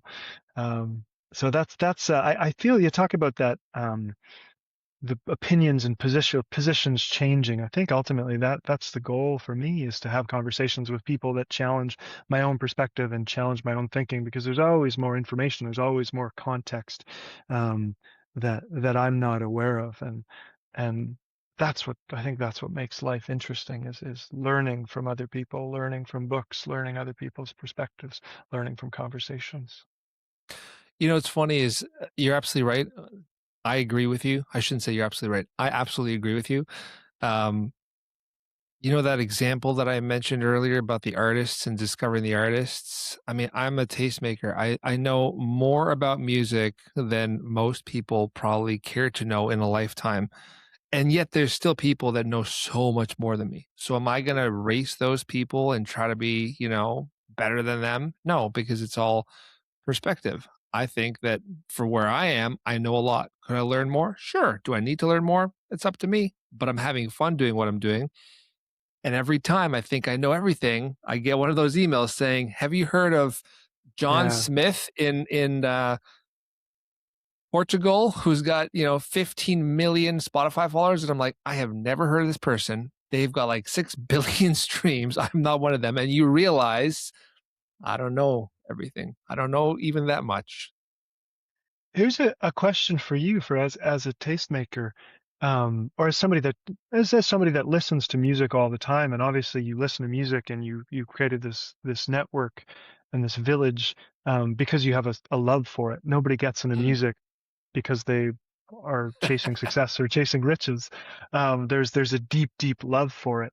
Um, I'm I'm curious as to how much those, let's say, those stats, those metrics, how much either you subconsciously, how much those impact your own experience listening, or your own value that you place on the music, if you're listening to it, or if you're viewing an artist. If somebody sends you that John Smith with 15 million views from Portugal, versus somebody sends you Noah Derksen from Winnipeg with significantly less than 15 million. Mhm. But how do you, or if how are you able to separate those metrics from your own personal experience of the music? It's an interesting question. Um, I think the answer is you can and you can't. So it depends on the reason. So I get 400 pitches a day, roughly. I cannot get to all of those emails. So with the website and with V13 Media Group, I've created as many automated and easy ways as possible, like Spotify playlists based on genre, where I can very quickly just give artists and publicists wins by adding them to playlists or, an upcoming releases section or whatever. Just post the news. That takes me 10 minutes times 400 emails. My day's gone and I got a million other things I got to do. Just do an email with me or an interview. Okay, well, what if we created automatic email templates where we've got really cool topics like tattooing, skateboarding, video games, parenting with 60 questions and instructions, and now I can just send those out to publicists and generate some more content. Cool, I've found another way to help people. When it comes to me personally, if I like the music, I like the music. It's that simple. I don't care who you are, where you're from, what the following count is. If I like it, I like it. And then as a publisher, I'll obviously want to help them out. When it comes to the pitching, the metrics matter for sure because I only have so much time. So the metrics, how clean that email is, this is for publicists out there. The longer your email, the more details you're including, the less likely I am to read it because I have only so much time in the day. Give me that really tight, simple press release. And then if I really need to dive deeper, the links to, the media kit and the artwork and all that stuff. So I think the answer is both. From a publisher perspective, I really need all of like a comprehensive overview of the pitch. From a listener perspective, I just care about the art. And the more authentic the art is, the more, true to the artist, the better the chance of it, I think, succeeding, not just with me, but globally as well. So stay true to yourself, focus on your craft. When craft ends, be happy with it and then hand it over to someone who knows how to take that message and organically pitch it outward for the best chance of success. Doesn't mean you can't do things as well on your end, but it takes a village. You got to work with other people to get those Yeah, results. And at the same time, figure out how to not care about the results because you're just having fun being part of that process.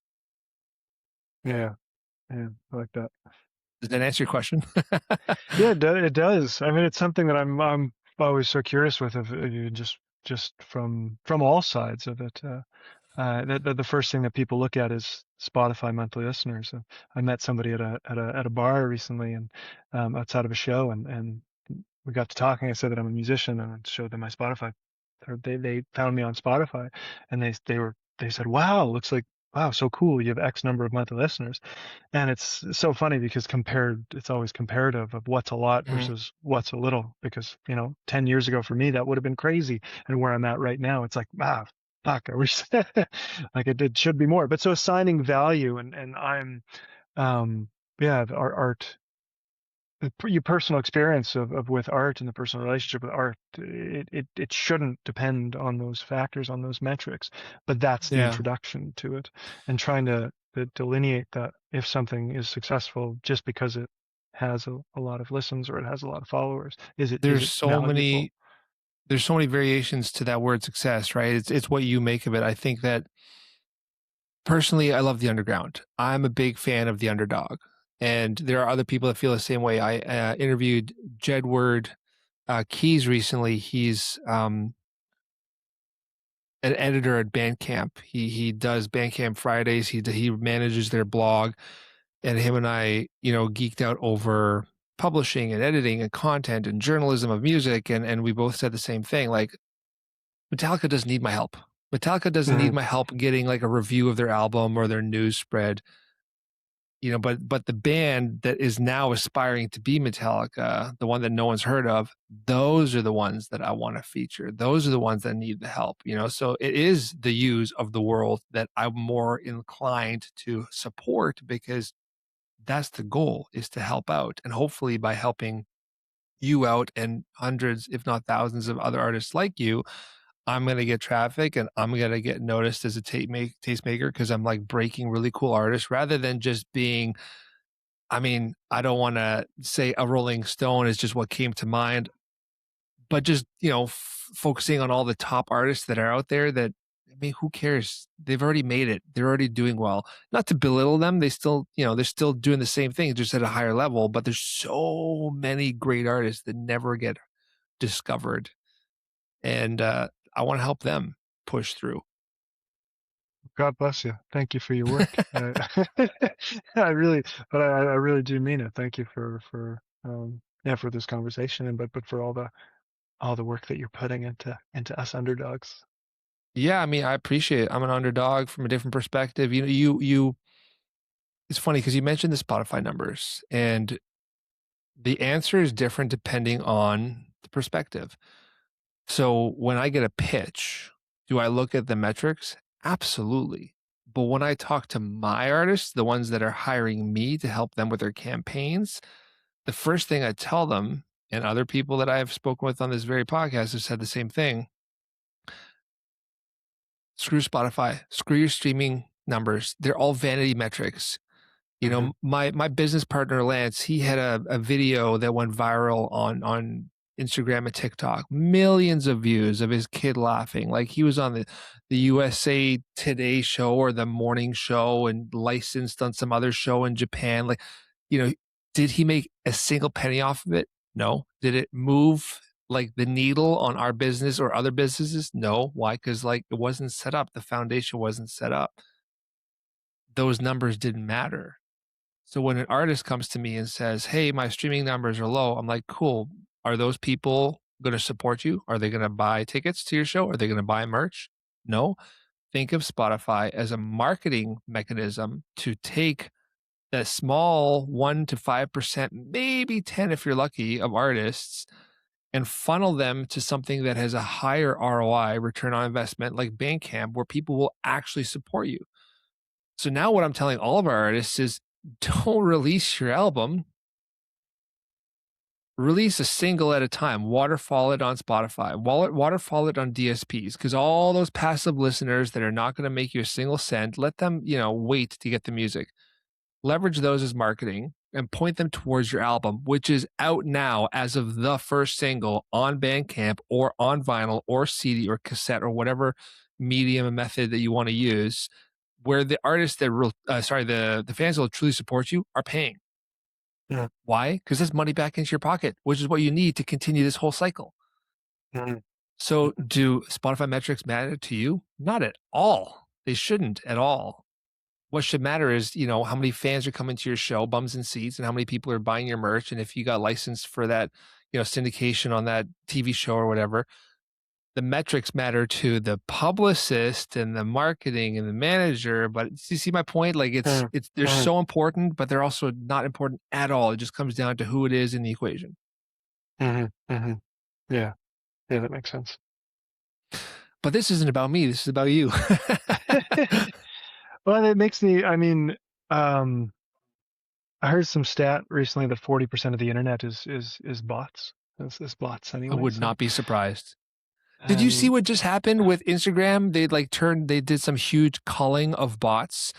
really, And yeah, huge. And it was like overnight, there was a bunch of huge tastemakers. It was Nike. It was like Kylie Jenner or someone else. It was like 4 or 5 people that had like 5 to 10 million subscribers dropped overnight. just because they Yeah. were starting to cull fake accounts and bots and stuff. So I would not be surprised if there were actually less people on this planet than we're actually told, just because there's probably a whole bunch of weird statistics and bots out there. Yeah, that's funny. From a musical marketing perspective, there was this the publicity campaign of the Geese got a lot of controversy recently, for using of the narrative base, where basically the publicist, and I'm sure most people have heard of this by now, or that are in the music world, but where the publicist just created a bunch of fake accounts and posted fake comments, posted fake reel, or not fake reels, but reels of performance to try to build the algorithm, to cheat the algorithm, and kind of Yep. bring it up to the level where actual people can.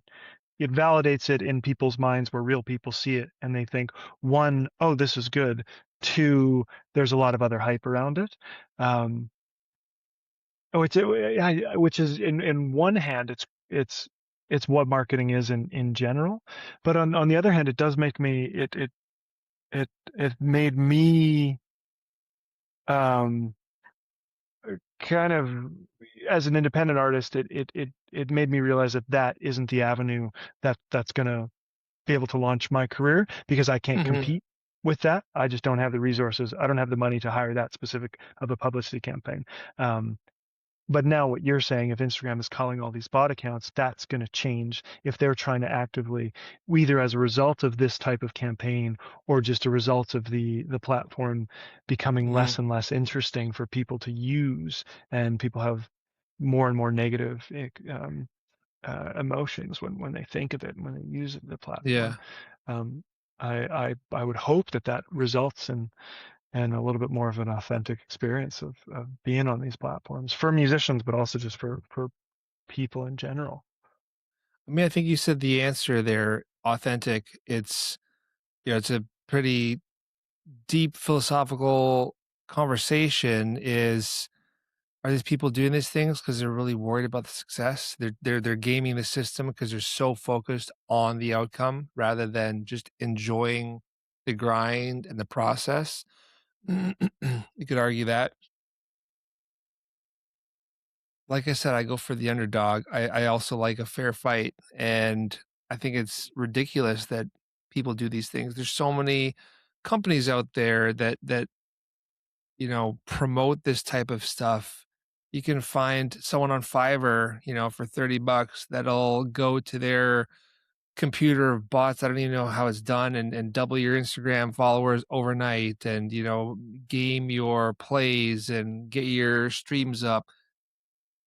If it's not real, then who cares? Then why are you doing it? Because I'm trying to get to the next level. Well, that's like using a cheat code in a video game. So what would you rather do? Finish the level because you've succeeded and you've lost a bunch of times and then learned how to beat the level? Or just use cheat codes throughout the entire game? Personally, I'd rather just lose and finish the game on my own. And if someone else finished the game before me, faster than me, better than me, but they use cheat codes, I don't care because I'm only playing for myself. I'm not playing for, against someone else. So there's a lot of this conversation we had today that ties Mm, into these things. And yeah. we have an artist now that's got 50,000 Instagram followers. And, he was really upset about how his Spotify numbers had been changing and dropping off. Well, sure enough, he had been signed to labels and he had been working with other teams and whatnot. And when we ran a bunch of cursory analysis on his accounts, we found that like at least 40% of it was botted. So these are people Mm, that just game the system and paid for this stuff, and he didn't know that. And now he's in a position where he's like bummed out because things are not where they were before, and we have to build back up. And the problem is they weren't organically built up. So the build back to those numbers, which in that person's mind are their threshold, is actually way harder than they thought because they got there with inorganic methods before. mm, And so I think the best way is the hard way. That's why I said embrace the suck. Just do it the hard way, man. Learn, work with a team, use the tools and the strategies that are available to you, but don't rely on them. I mean, here in Canada, we have grants, government grants. I think that there's a good time and a good place for grants. But when grants become your business model as a company, guess what happens? you can't do anything without that reliance. You're not self-reliant, and how are you gonna get through life if you don't have a business model or you can't figure it out? If you have a grant to supplement your business, great. Yeah. Use the tool to supplement what you already have, not it be your entire strategy. Yeah, so this is a lot of conversation that me and my manager are having, and that I'm having with other artist friends, is how to make this sustainable. Of ultimately, that's what we're going for, and at some Mm, point, the pay to play, that's not sustainable. The model of trying to have create to kind of just chase after numbers for the sake of chasing after numbers, or creating fake accounts, or buying plays, that doesn't mean anything. mm. And even if it feels good right now in the moment, and if somebody sees it, they think, oh cool, look at how many streams that is. um yeah, it doesn't result, in long term success, or long-term yeah, long-term retention, whatever business word you want to toss around. So this is if I'm putting on like my business cap, Yeah. and trying to plan, because these are the both sides of the things that I'm working on, of trying to create, how do we create a sustainable model. um Something that I've Well, so you kinda really. said something there, Yeah. sorry to interrupt you all, but you said No. something there that's, like, so important is everyone's like, "I wanna create a sustainable model."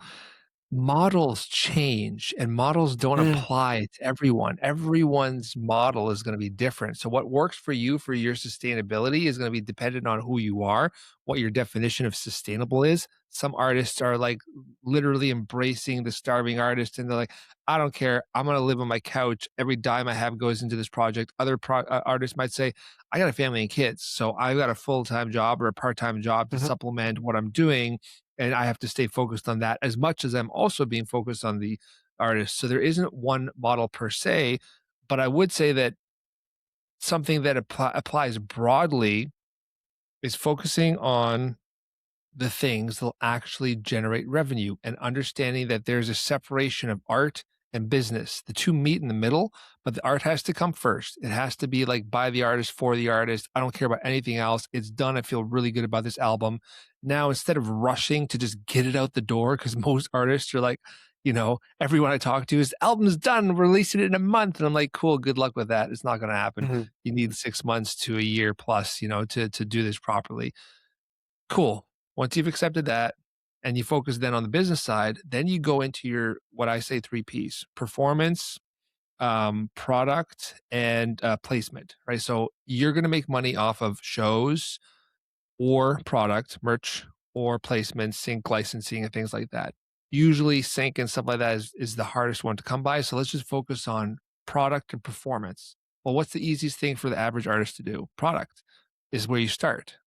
Because it's arguably easier to go on the internet now and order a bunch of vinyl than it is to book a tour or book some gigs and have to talk to, all these different things. So I would employ the strategy that I said earlier, which is physical first. And physical, it could imply digital as well, in the sense that that digital high quality audio is out now on Bandcamp.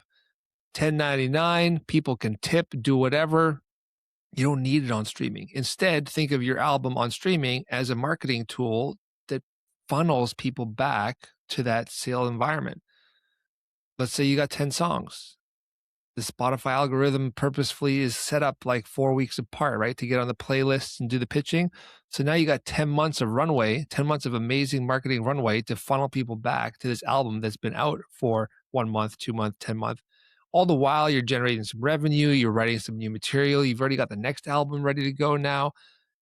I think that's how you do it in this modern world. mhm. Yeah, that's an interesting approach. What we've been, and that gives me some things to think about. What we've been focusing on for this release, and trying to think of streaming as a revenue model, as trying to figure out, despite how little it pays, it doesn't compare to selling one record being equivalent to however many thousands of streams. um, but still, that if you can reach a large number of people, I still get paid a decent amount of money through Apple Music streams. Through Apple Music has been very supportive over the years. And it's something that I admire about them is that they don't publish stats. They don't have publicly facing statistics and listens and monthly listeners and so on and so forth.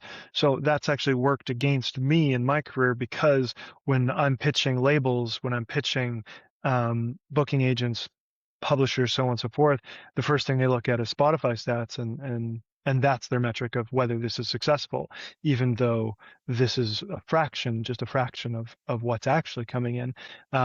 But if the idea is what we've been working on is trying to build, how do we get the monthly streaming up so that it's bringing in basically enough money to pay for something else, to pay for some digital marketing, to pay for a digital marketer, to help pay for a management fee, whatever it is that stream of the business that can kind of help subsidize. And I've talked to other artists that have much more, Network is a music label that has really, really worked on this model of having a certain number of monthly streams because it generates a certain monthly revenue of their whatever before it was 500,000 streams equates some $3,500 US or something like that for the artist. And so that's thinking that's enough to at least pay in certain markets, in certain cities, that's enough to pay basic necessities. And then Yeah. you have touring and you have you have other aspects of your business on top of that. But you So said, sorry, you said a 500,000 streams equals $3,500? that could be that was my memory of what this network rep had been saying, and this was probably three Which is years ago now. I don't know if that's accurate or not, but, like, think Uh, about that. mhm, 80+% of artists will never get to 500,000 streams in their lifetime, mhm, and $3,500 is, like, carrying costs of a month now. mhm. So how are you gonna have the streaming model as the financial model unless you're doing 500,000 to 1,000,000 streams a month? Yeah, yeah. That's a I tough mean, one. How do you I mean, ho I'm asking you, you're right. how do you do it? I mean, the idea is that then, that 500,000, like in terms of how to get there, or in terms of what the idea behind it is. Um, how to get there, how to maintain it for the average artist. I don't think it's I mean, if someone figured that out, everyone would be doing it. Yeah, yeah. I don't think it is. It isn't sustainable, to reach that level. Um, but I mean, yeah, yeah. It's not sustainable, and it's not quite possible, for everybody to do.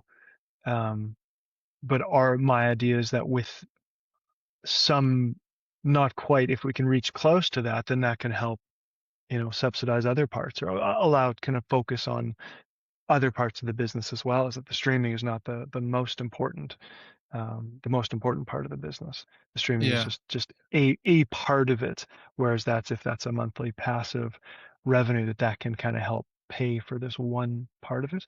But so that's I think why I'm interested in your, like, it being more passive than um trying to push people over to Bandcamp, because I'm curious how that's working for other artists that you've worked with, of how to take that, does that direct ask, because if you get whatever 100 people buying one record, 100 people buying a record a month for an independent artist, I feel that that's a lot too. um, oh, absolutely. But so think about it this way, it's I don't love the term, but we're in a attention economy, right? Where your attention is so valuable.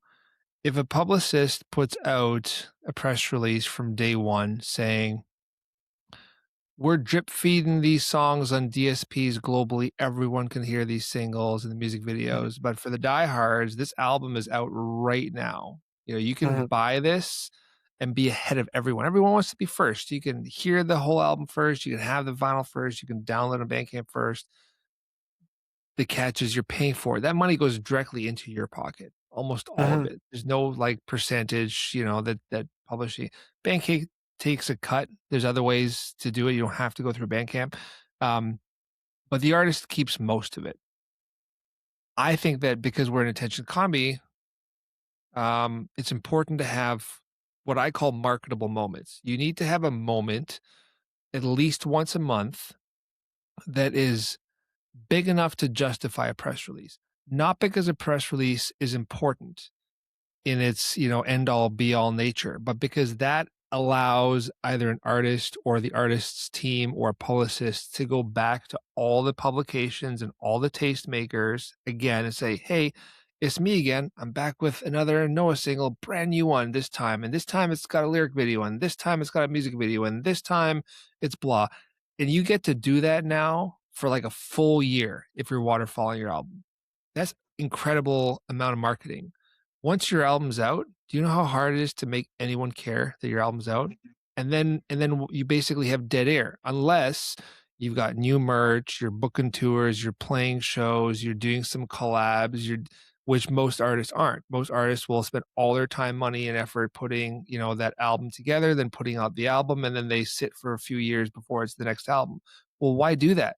Why have that huge dead air when you could have instead 6 months to a year plus of marketing just from your songs, driving awareness, driving adoption, building that organic, authentic base, and the whole time be signaling to everyone like, yo, merch, back to the merch. And in the meantime, you come up with new ideas and you're like, oh man, what if I did a limited run of different covers, or I'm going to sign these ones, or now I can actually afford to get the vinyl version of this. And then, oh my God, I can't believe a tour just happened. And I just, thought of the next album that I'm going to record in the meantime. And while this album's rolling out, that album's done. So that now when this album's done and the cycle's over, I can already start drip feeding the next one and there's no lull. Is about that constant forward momentum, not just as a creative, as an artist, but on the business side too. That's just my position on things, and I'm sure it's going to Mm, change in the future. But right now, if you are an indie artist, and when I say average, I don't mean like average in terms of quality, but the average artist out there outside of the ones that are in the system, in the machine, give yourself the best fighting chance and just spread yourself as far and wide as you can. Don't think I'm gonna do a Beyonce and just drop this album, or Drake. You just dropped 3 albums in one night. You know how few artists can afford to do that? It's only the ones that have already made it. yeah, yeah, because that wouldn't. I was talking to this about friends recently too. You release an album of 20, 30 songs, it doesn't Yeah. help. It actually it hinders. It does come back to the because what you're saying and all these ideas, um, you have to be so unbelievably self-motivated. You have to have just this infinite well of energy in order to do all these things, specifically on the marketing side. And um, yeah, I think that what then what then becomes successful or that cuts above the rest, then isn't the people isn't the music isn't the best music. It's the people that have the most um, energy and the most motivation to push forward on Yeah. the marketing side of things. I don't And disagree. just and then that's not necessarily a judgment. It just is what it is. And something that I'm thinking of in this current moment is you develop the skill. However you spend your days, that's how you spend your life. You develop a skill set of how you spend based on how you spend your time. Yeah. So there's one artist that I admire incredibly so, Lee Followbeck. He lives in Montreal, but he's a guy that's just clearly been so focused on the artistic process and creating and chasing down the best and the best for the most authentic feeling and creating these masterpieces of albums. And I know somebody that had worked on the last album, and he was saying that they would spend 12 hours trying to get the exact tone for this exact violin part that comes in for a split second in one song on a 10-song album. um, and so he's clearly spent his time so dialed in to the art itself. Mhm. And he's had team members over the years come and go, but his social media presence isn't that profound. It's obvious that he's just focused so much on chasing this feeling and trusting that over time people will find it and people will resonate Mhm. with it. um, and so that comparing that for me to the getting good at social media, getting good at marketing as an independent artist. Obviously, in an ideal world, you have somebody else that just does that for you. You have a publicist Yeah. that does the publicity side of things, but the publicist isn't gonna do social media. Um, there's only so much. There's only so much time in a day to do all these things. Is the Well, struggle, at least that I'm finding. If it's so much pressure on me, and mhm, do I really want to get good at social media? Do I really want to get good at marketing? The answer maybe honestly is I don't want to get better than I have to at it, because I feel that takes away time from me developing this other voice yep, and developing this other skill, because this is the polar diametric opposite to what I'm chasing over here. yeah. And how can these both exist at once? How can you balance this teeter-totter? It's the question. It's what everybody's trying to find. Absolutely. Well, Uh, I think that the point of this whole conversation is the answer presents itself by just doing, by just surrendering to the mm, flow, the answer will always come. So with my team, we're not a big team. Oftentimes people say, "How do you get so much done?" And I say, "Well, there's 2 ways. One is I just do, I grind and I do, and then I also rely on my team who also mm, just does."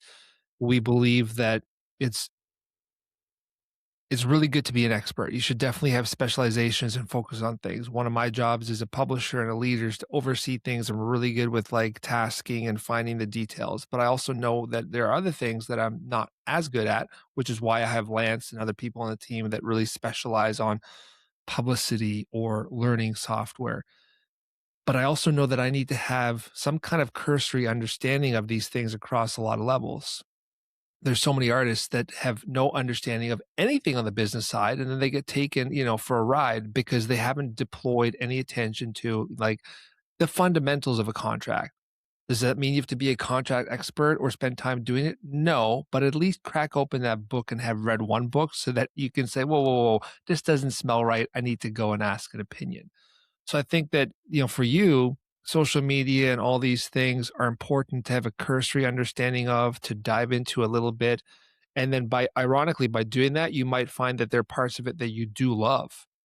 I'm not a big fan of social media. I love the podcast. I realized by doing this and then leveraging AI tools and then employing my time to learn and then do, I can use AI to create shorts, which is now how I populate my social media. So I don't have to sit there thinking about what I'm going to say.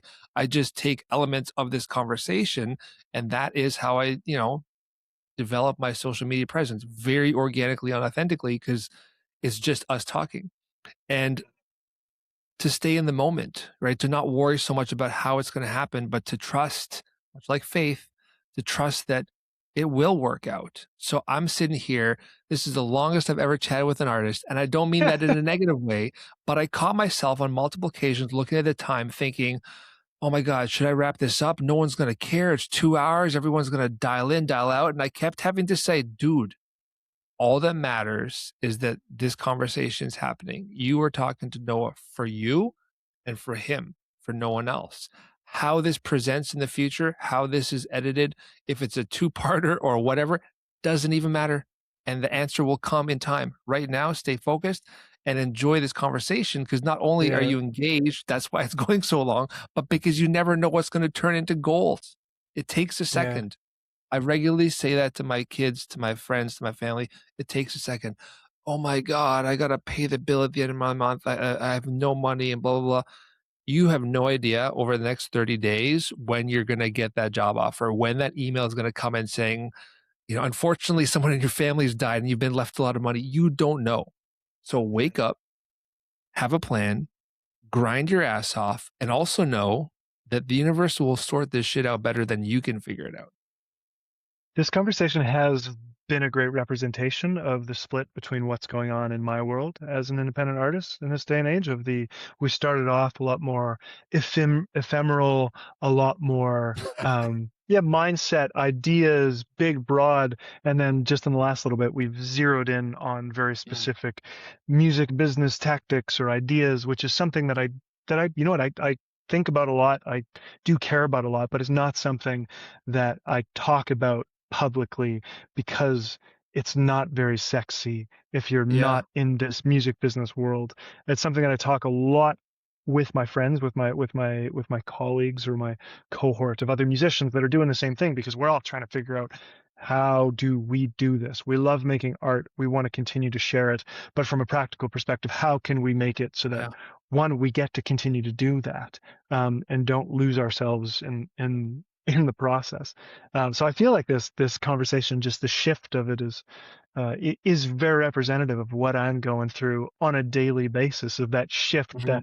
that jolt. Sometimes it feels like a jolt from the writing a song immediately back into the, oh, I got to edit all these little videos to send to Matt, who's going to put them up and try to promote our show in Hamilton or Berlin or wherever next week. Mhm.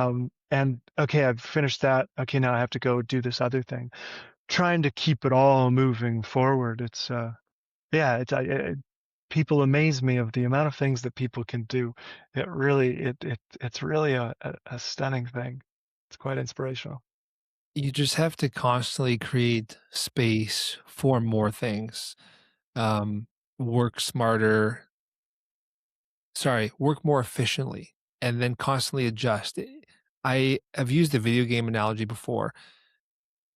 Everything looking forward looks hard, everything looking backwards looks easy, right? When you finish level 15, you're like, "Oh my god, level 1 through 10 are so easy. I can't believe people are struggling on those." Yeah, but you used to struggle on those too. It took you getting through them to get here to be able to say that they're easy.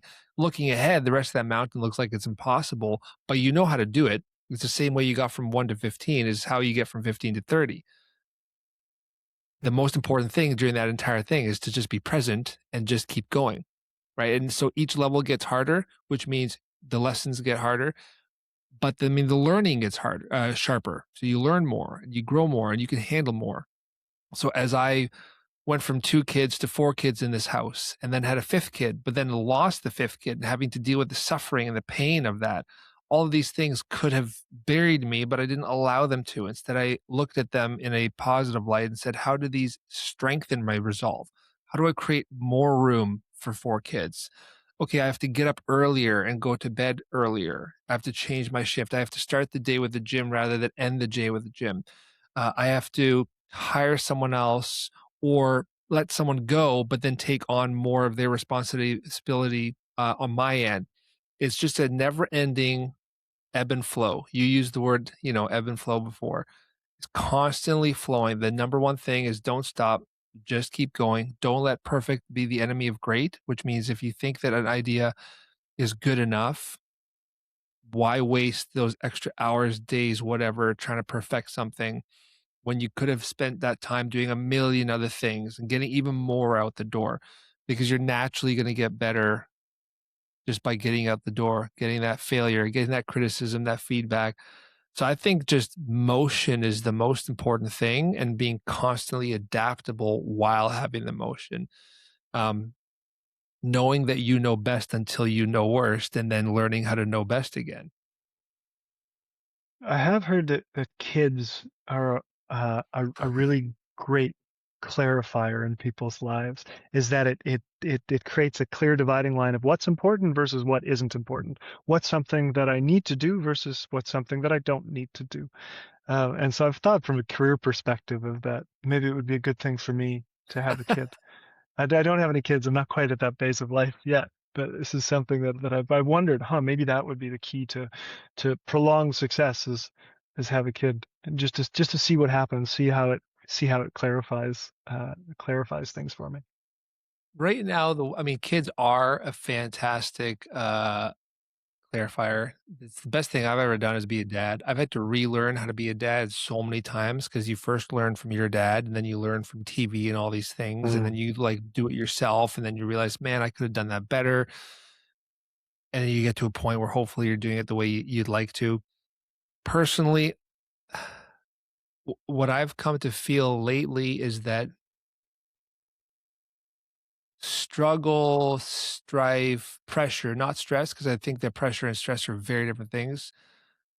Pressure, those are the best things in the world. I used to, much like everyone else, I used to compare myself to other people. I would look at Kurt Cobain and Tupac Shakur, huge inspirations for me, huge role models, and be like, man, Like, did you see how famous they were and how much money they had and how many people they impacted? And they died at like, 26 and 7 respectively, or 5 and 27, whatever it was. And I'm 46 now and I've done nothing with my life. Mm. Then you immediately catch yourself saying, like, okay, why are you comparing yourself to someone else? Why are you saying you've Mm. done nothing with your life?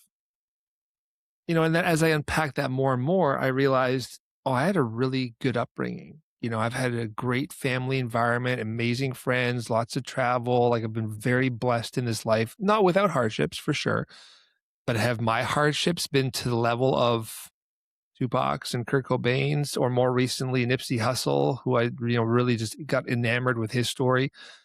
No. Well, so maybe the answer is that they had endured so much growth through pressure, through the learning, through the hardships, through the struggle, through their life, that they were able to ascend to those levels at a younger age. So maybe if we just embrace the suck, embrace the social media, all the things that we don't want to do, embrace the challenges, put ourselves in difficult situations and learn and grow, then we're going to get to those other levels that we're aspiring to faster. I don't know. I'm not saying that's the answer. Just for me, I'm leaning towards that lately. Yeah. I had in around the writing process for this album, I had stumbled and gone through a bunch of old home VHS tapes. And when I was 8, my family had backpacked through Central America for 4 months with three kids. My mom's from the States originally. My dad's from Winnipeg. They had met overseas at some time. My mom had moved to Winnipeg, and just watching my parents at my age then, in their early 30s, having these three kids, and what building this life together, and what an amazing sacrifice that was, and so that I would have the chance to grow up in this loving, stable household, and recognizing that not everybody gets that, and what a gift that has been Yeah. to have received that. But it was at the same time, because I was, watching these videos and thinking of my own life, and most of my musician friends of the lifestyle of a musician isn't at this age. It's not the most conducive to having a family's home and a family stable life at home. And most of my friends that have kids that are musicians start having kids in their 40s, that they spend their 20s and 30s building career, and then by the time they get to their 40s, that's when things feel maybe a bit more stable, so they start having kids. So at the same time that I was kind of lamenting and looking at friends that are building these lives together with their partners, having kids, starting these families, and I was kind of feeling nostalgia for this life that my parents had, and for this life that I don't have yet, and all at the same time realizing that, this is a choice, and there's so many other parts that this other part of this life that I get to live, that's beautiful, and that I wouldn't have otherwise. And at the same time, as I was going through this kind of like this romanticizing my parents' life in their 30s, my dad was going through this kind of like late onset midlife crisis, or just where his world was coming down, because he was in his late 60s, and from his perspective, he had lived in this narrow lane for his entire life, and the reality is that he hadn't, but in his own telling of this story, he had lived this narrow life. And I was looking at this and thinking, man, I'm looking at your life and I'm thinking, what a beautiful life that is, and thank you so much for doing this, and also how much more he's done outside of just work, um outside of even just family life, of how much he's given, and yet he wasn't able to see that. So it kind of made me think that no matter what life you live, there's always reasons to be unhappy, and there's always Yeah. reasons to be dissatisfied, and sometimes our as people, um, we're not attuned to getting what we want, and so it takes a lot of effort, I think, to to to allow ourselves to be content and to be fulfilled. And so Yeah. that was a big lesson for me, is realizing that no matter what I do, no matter where I'm at, career or personally, um, there's always reasons to be unhappy, and there's always reasons to be happy. Obviously, it's easier said than done. Um, and it's not something that every day I can wake up and purely live by, but it is something that I try to remind myself of when I think of the hardships of my career and think of how easy my friends that did go on to be doctors or start other businesses, how easy I think their lives are. But the reality is that, it probably sucks at time, and they're looking at my life and thinking, wow, look at him. He gets to travel to Germany, to Colombia, to wherever. What freedom he has. Yep. Um, and the truth is somewhere. The truth is somewhere in the middle. Well, that's that beautiful thing, that we've talked about called perspective, right? Things are always the grass is greener. A lot of people have grass is greener. The easiest way to avoid all that stuff is just constantly be grateful, constantly come back to the present and just be happy for what you have. It's easier said than done. Some people will say, well, look how much you have and how little I have, and how can I be grateful with what I have? That's the point. You have to figure out how to be grateful with what you have. And if you aspire to more, you work hard, you have a plan, and you aim towards that. You don't live and die by that. And I have to remind myself about this too. Like, I started a podcast about a year, it's a little less than a year ago, and I have a goal of hitting 150 episodes by the end of this year. I think that with you, I'm officially at 85. So thank you very much. Um, Unreal. what does that mean? I don't know. Is it going to be success? Am I going to have millions of views? Am I going to be invited to speak in different places? I don't know. But if those are the goals I have, the way to get there is just by doing. I just have to wake up and Mm, repeat and do these things. I get focused on that sometimes. I get focused on, like, why is my IG only at 800? Why am I only at this many streams? Why is it not growing faster? And I have to remind myself in those moments, like, why are you doing this? Are you doing this mm, because you want to be successful and have people cheer your name? Or are you doing this because you love and you want to help? Because if you do, then you should already be happy because you're already helping. Sorry, you might not be mm. helping to the standard that you set yourself to, but you're having a cool conversation with Noah today. You're helping yourself. You're helping him. The people that listen and watch this, you might help them. It'll all happen in Yeah. due course, and then you have to take things into your own hands. We talked earlier about social media and doing things and looking at things as tasks rather than chores, whatever. In the last year, I've had to try multiple different pieces of software, get comfortable with recording myself, get comfortable recording, talking to someone else, learning how to explain to them how the podcast is going to actually happen, figuring out how to do quality work. As of today, figuring out how to use a microphone, you know what I mean? Getting lights because I didn't have lights before, learning how to edit the stuff, get the clips ready for social, how to do proper SEO for all the YouTube like videos. I had to teach myself graphic design because I knew that I was unhappy with the stuff that I had for thumbnails, and I said I can do better, and I figured it out, and now I've got like better design work. I mean, all this stuff I kind of already knew how to do, but I'm making a point that, like, I had to just give in and dive into these things and create time and space for them to learn them. And you know what I've done now? Giving myself a really good fundamental understanding of all the things required to do this while focusing on doing it as opposed to where it's going to go or how good it's going to be, which will naturally present itself through the course of just having this conversation with Noah. Yeah, and all of those skills are going to allow you to do something else in the future. That's Yeah. going to lend itself to whatever happens.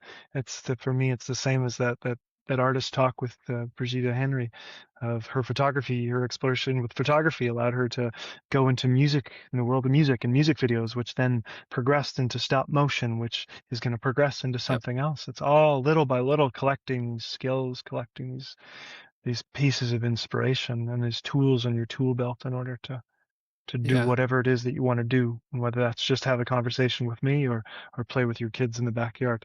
It all serves the same purpose at the end of the day. Yeah, and much like you, I mean, your path to successful artist will be defined in what you think success is, and then how much you fall into what it takes to get you there, right? The mountain is not easy, and that's why most artists give up. Is It is challenging. But if you wake up every single day and you answer this question the same way, why am I doing this? because I love art and I have to do this. I'm a lifer. No matter what, no matter how broke I am or how screwed up my life is, I'm going to be putting this music out. Then you're an artist. Mhm. Mhm. Yeah. Yeah, there's this photographer from Sweden, Lars Thunberg, I want to say. I might be getting his last name wrong, but he does amazing work with Flash. And he didn't have success until he was into his 40s. And you look at his work in his 20s and his 30s were phenomenal as well, and he only started getting recognition. And you read his biography and you realize he was living quite destitute for a lot of those periods. And while reading it, in retrospect, you think, oh, surely he knew that he was gonna have success and he was gonna find success financially later in life. He always knew that. And the reality is he didn't have a clue. He was just continuing to do it. And you have all these artists. There's another photographer, Diane Arbus, who's referenced in the book that I'm reading right now by Susan Sontag, but also a phenomenal photographer, and she had committed suicide in 1972 or something, 1971, and then a year or two later, her work was featured in some exceptionally prestigious New York gallery and magazine publication. And so it's the success, delineating the metrics of success from the the actual process itself is something that, yeah, that's just been a theme. There's a couple themes that we're talking about here in this, which I feel is very helpful for me. These are my exact thoughts of today, this exact thoughts of this specific time in my life and my career. What's the why? What's the reason for getting up every day? And what do I find fulfilling? So Yeah. this is helpful. This is all helpful to percolate these thoughts and to bounce them back and hear them reflected. I appreciate it. No, not at all. I mean, I love coaching and helping, and I'm trying to figure out myself like how much of that do I bring into this podcast, because this isn't about me. This is about you and the guest. But I want to help. I want to inspire, and I haven't figured it out per se. But man, things are so much clearer and easier for me now than they were even a few years ago. And I think you've said all the things. If you wake up every day and you're doing the thing that you feel is your purpose, what you're supposed to do, that in your heart and your gut, you're like, yeah, this is what I'm doing. That's all that matters. The money, the success, the fame, those are all secondary. They're not even secondary. They're way down the tone pole. The other thing that matters is just to keep going, just to go. All the expressions and sayings have been there for hundreds of years, if not thousands of years. I mean, Gretzky, you miss 100% of the shots you don't take. You just have to go. You just have to take the shots. And the more you fail fast, fail hard, the sooner you get to success. Oh, but life is hard. Life knocks me off the path. That's true. Rocky talked about that in the movie. It's not about how hard you can get hit. It's about how fast you get back up, right? So you get knocked off every day. You have a shit day, a shit week, whatever it is. It's how fast you take the tools and the mindset and the skills that you've learned, read, heard, watched to get yourself back on that flow, back Mhm. into the river. Ignore the rock. Just keep going. Mhm. And I think that has been working really well for me so far. Yeah. Well, so you said there about the fulfillment of waking up every day. I think it can be, it's again, just like a personal reflection in the moment of, not every aspect of every day is going to be fulfilling, but if I Yep. can get up in the morning and do one thing that I find fulfilling, one thing that fills my heart with joy, then the whole day is going to be worth it. Then I can suffer through. I can do the other things and fulfill the kind of do the other tasks that I need to do. Um, and so not every moment of every day has to be fulfilling because that's not possible. But there has to be a little, just a one thing. Just focus like, what's that one thing every single day? What's that one thing that I need to do that's going to make me feel like, you know what, today was worthwhile. Today I listened to the news in French and I could understand 75% of it. And that's pretty cool because a year That ago is. I didn't have a clue, like would not have been able to do that. So then the next, like, how can I work on a bit of German? How can I refresh my Yeah. German so that the next time that I'm in Germany playing, that I can say more than just Guten Abend. If I can actually like interact with people, Yeah. I could. Yeah, that's the goal, and those are the little things that work to get there. Well, that's perspective, and I'll leave you with one last anecdote combining all the different things, the Navy SEAL mindset, my mom saying, it could always be worse, perspective, everything. When I was in university, I was somewhere between 20 and 22 years old, lived in the dorm. I was at Glendon College in Toronto, bilingual campus. So yes, I speak French. Maybe we could do a conversation in Ah, French in the future. parfait, la prochaine, bien Um, sûr. there was a line cook there who managed the burger slash grilling station in the cafeteria in the university. His name was George, and I believe he was Greek. He was an ex-con. And him and I just had hi, how are you? Really simple banter back and forth. I always paid attention or gave him the time. I didn't have to give too much. I just, was kind in the moment.